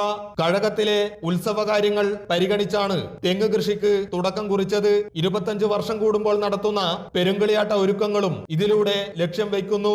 ഏകദേശം 90-ലേറെ തെങ്ങുകൾ നമുക്ക് മുറിച്ചു മാറ്റേണ്ടി വന്നിട്ടുണ്ടായിരുന്നു. അതിന് പകരമായി 100ഓളം കേരശ്രീ ഇനത്തിൽപ്പെട്ട തെങ്ങുകൾ തൈകൾ വെച്ചുപിടിപ്പിക്കാൻ നമ്മൾ തീരുമാനിക്കുകയുണ്ടായി. കവുങ്ങിൻ്റെ ആവശ്യങ്ങൾ പരിഹരിക്കാൻ വേണ്ടി ഏകദേശം 100ഓളം കവുങ്ങിൻ തൈകളും ഇടവിളയായി വാഴയും നട്ടുവളർത്താൻ തീരുമാനിക്കുകയും അതനുസരിച്ചുള്ള പരിപാടികൾ നടത്തുകയും ചെയ്യുകയാണ്. കൃഷിവകുപ്പ് പദ്ധതിയിൽ ഉൾപ്പെടുത്തി കണികാ ജലസേചന സൗകര്യം രാമവില്യം കഴകം നടത്തുന്ന തെങ്ങ് കൃഷിക്കായി ഒരുക്കിയിട്ടുണ്ട്. തൃക്കരിപ്പൂർ കൃഷിഭവന്റെ മാർഗനിർദ്ദേശങ്ങൾ സ്വീകരിച്ചുകൊണ്ടാണ് രാമവില്യം കഴകം ഭരണസമിതി തെങ്ങ് കൃഷി തുടങ്ങിയത്. ഭക്തലക്ഷങ്ങൾ സംബന്ധിച്ച പെരുങ്കളിയാട്ട മഹോത്സവം കഴിഞ്ഞ മാർച്ച് മാസത്തിൽ നടന്നിരുന്നു. അമൃത ന്യൂസ്, കാസർഗോഡ്. മരണത്തിലും 8 പേരുടെ ജീവിതത്തിൽ പ്രകാശം ചൊരിഞ്ഞ് ജയിൽ വകുപ്പ് ഉദ്യോഗസ്ഥനായ അനീഷിന്റെ അവയവങ്ങൾ കോട്ടയം മെഡിക്കൽ കോളേജ് ആശുപത്രിയിലും കൊച്ചി അമൃത ആശുപത്രിയിലും അടക്കം 3 ആശുപത്രികളിലെ രോഗികൾക്ക് പുതുജീവൻ നൽകി. അനീഷിന്റെ ഹൃദയം, ശ്വാസകോശം, വൃക്ക എന്നിവ 3 പേരിൽ വെച്ച് പിടിപ്പിച്ച് കോട്ടയം മെഡിക്കൽ കോളേജ് രാജ്യത്തെ തന്നെ 3 പ്രധാന അവയവങ്ങൾ ഒരേ ദിവസം മാറ്റിവെക്കുന്ന ആദ്യ സർക്കാർ ആശുപത്രിയായി. പൂജപ്പുര സെൻട്രൽ ജയിലിലെ അസിസ്റ്റന്റ് പ്രസന്റ് ഓഫീസറായ AR അനീഷ് ശബരിമല ദർശനം കഴിഞ്ഞ് മടങ്ങവേ വീണ് തലയ്ക്ക് പരിക്കേൽക്കുകയും ചികിത്സയിലിരിക്കെ മസ്തിഷ്ക മരണം സംഭവിക്കുകയുമായിരുന്നു. തുടർന്ന് ബന്ധുക്കൾ അനീഷിന്റെ അവയവങ്ങൾ ദാനം ചെയ്യാൻ സന്നദ്ധത അറിയിച്ചു. ഹൃദയം, ശ്വാസകോശം, നേത്രപടലങ്ങൾ, വൃക്കകൾ, കൈകൾ എന്നിവയാണ് 8 പേർക്കായി ദാനം ചെയ്തത്. അവയവദാനം എന്നത് അദ്ദേഹത്തിന്റെ ആഗ്രഹമായിരുന്നുവെന്ന് കുടുംബാംഗങ്ങൾ പറഞ്ഞിട്ടുണ്ടായിരുന്നു. ഞങ്ങളുടെ അടുത്ത് ഒപ്പിട്ട് കൊടുത്തിട്ടുണ്ട്, ഇങ്ങനെ മരണശേഷം അവയവം ദാനം ചെയ്യണമെന്ന് പറഞ്ഞിട്ട്. അപ്പോൾ ഡോക്ടർ ചോദിച്ചപ്പോൾ ഞങ്ങൾക്കത് ഓർമ്മ വന്നു. പുള്ളിയുടെ ആഗ്രഹം നടത്താൻ വേണ്ടിയിട്ട് ഞങ്ങൾ ചെയ്തതാണ്. അവനിലൂടെ കുറച്ച് പേർക്ക് ജീവൻ കിട്ടുവാണെങ്കിൽ അതൊരു വലിയ പുണ്യമായിട്ട് തോന്നി. എന്തായാലും ഞങ്ങൾക്കൊരു ജീവൻ നഷ്ടമായി. അതുവഴി വേറെ കുറച്ച് പേർക്ക് ജീവൻ കിട്ടുവാണെങ്കിൽ അത് തന്നെയാണ് ഏറ്റവും വലിയ സന്തോഷം. കോട്ടയം മെഡിക്കൽ കോളേജിൽ പോസ്റ്റ്മോർട്ടത്തിന് ശേഷം ആദരസൂചകമായി സെറമോണിയൽ വോക്ക് നടത്തി. സുരക്ഷാ ജീവനക്കാർ അവസാന സല്യൂട്ട് നൽകി. മെഡിക്കൽ കോളേജിന്റെ വരാന്തയിൽ ഇരുവശവും ചുവന്ന റോസാപ്പൂക്കളുമായി നിന്ന് ആരോഗ്യ പ്രവർത്തകർ അനീഷിന് ആദരാഞ്ജലികൾ അർപ്പിച്ചു. വൃക്ക, ശ്വാസകോശം, ഹൃദയം എന്നിവയാണ് കോട്ടയം മെഡിക്കൽ കോളേജിൽ മാറ്റിവെച്ചത്. തൃശൂർ സ്വദേശിയായ 59-കാരന് ഹൃദയവും കോട്ടയം സ്വദേശിനിയായ 27-കാരിക്ക് ശ്വാസകോശവും പത്തനംതിട്ട സ്വദേശിയായ 38-കാരന് വൃക്കയും വെച്ചുപിടിപ്പിച്ചു. രാജ്യത്ത് തന്നെ ആദ്യമായി 3 അവയവങ്ങൾ ഒരേ ദിവസം മാറ്റിവെക്കുന്ന സർക്കാർ ആശുപത്രിയായി കോട്ടയം മെഡിക്കൽ കോളേജ് മാറി. ഡൽഹി എയിംസിന് ശേഷം ശ്വാസകോശം മാറ്റിവെക്കുന്ന ആദ്യ സർക്കാർ ആശുപത്രിയും കോട്ടയം മെഡിക്കൽ കോളേജായി.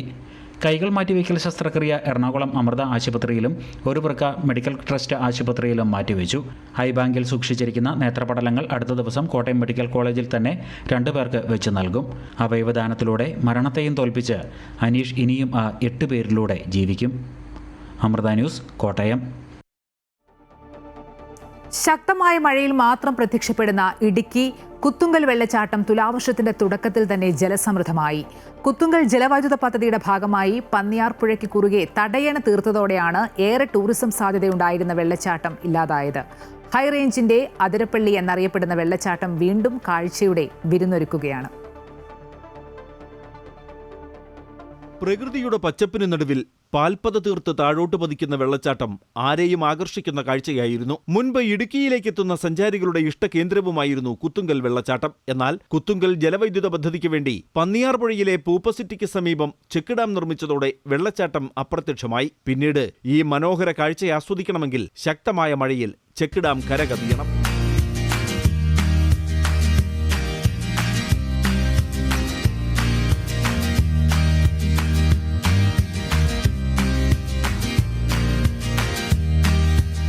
കഴിഞ്ഞ ദിവസങ്ങളിലുണ്ടായ ശക്തമായ മഴയെ തുടർന്ന് വീണ്ടും വെള്ളച്ചാട്ടം സജീവമായി. വിനോദസഞ്ചാര നിയന്ത്രണം മാറിയാൽ നിരവധി ആളുകൾ ഈ മനോഹര കാഴ്ച ആസ്വദിക്കാൻ ഇവിടേക്കെത്തും. വികസനത്തിന്റെ വെളിച്ചം പകർന്ന് കുത്തുങ്കൽ പദ്ധതി യാഥാർത്ഥ്യമായതോടെ അസ്തമിച്ചത് കുടിയേറ്റക്കാലം മുതലുള്ള ടൂറിസം വികസനമെന്ന ഇവിടുത്തെ നാട്ടുകാരുടെ സ്വപ്ന പദ്ധതിയാണ്. എങ്കിലും ഇവർ കാത്തിരിക്കും മഴക്കാലമെത്താൻ ഈ മനോഹര കാഴ്ച ഒരിക്കൽ കൂടി ആസ്വദിക്കാൻ. അമൃത ന്യൂസ്, ഇടുക്കി. ഇതോടെ ഇന്നത്തെ ഗുഡ് മോർണിംഗ് കേരളം പൂർണ്ണമാവുകയാണ്. കൂടുതൽ വാർത്തകൾ കാണാം അമൃത ന്യൂസ് യൂട്യൂബിൽ.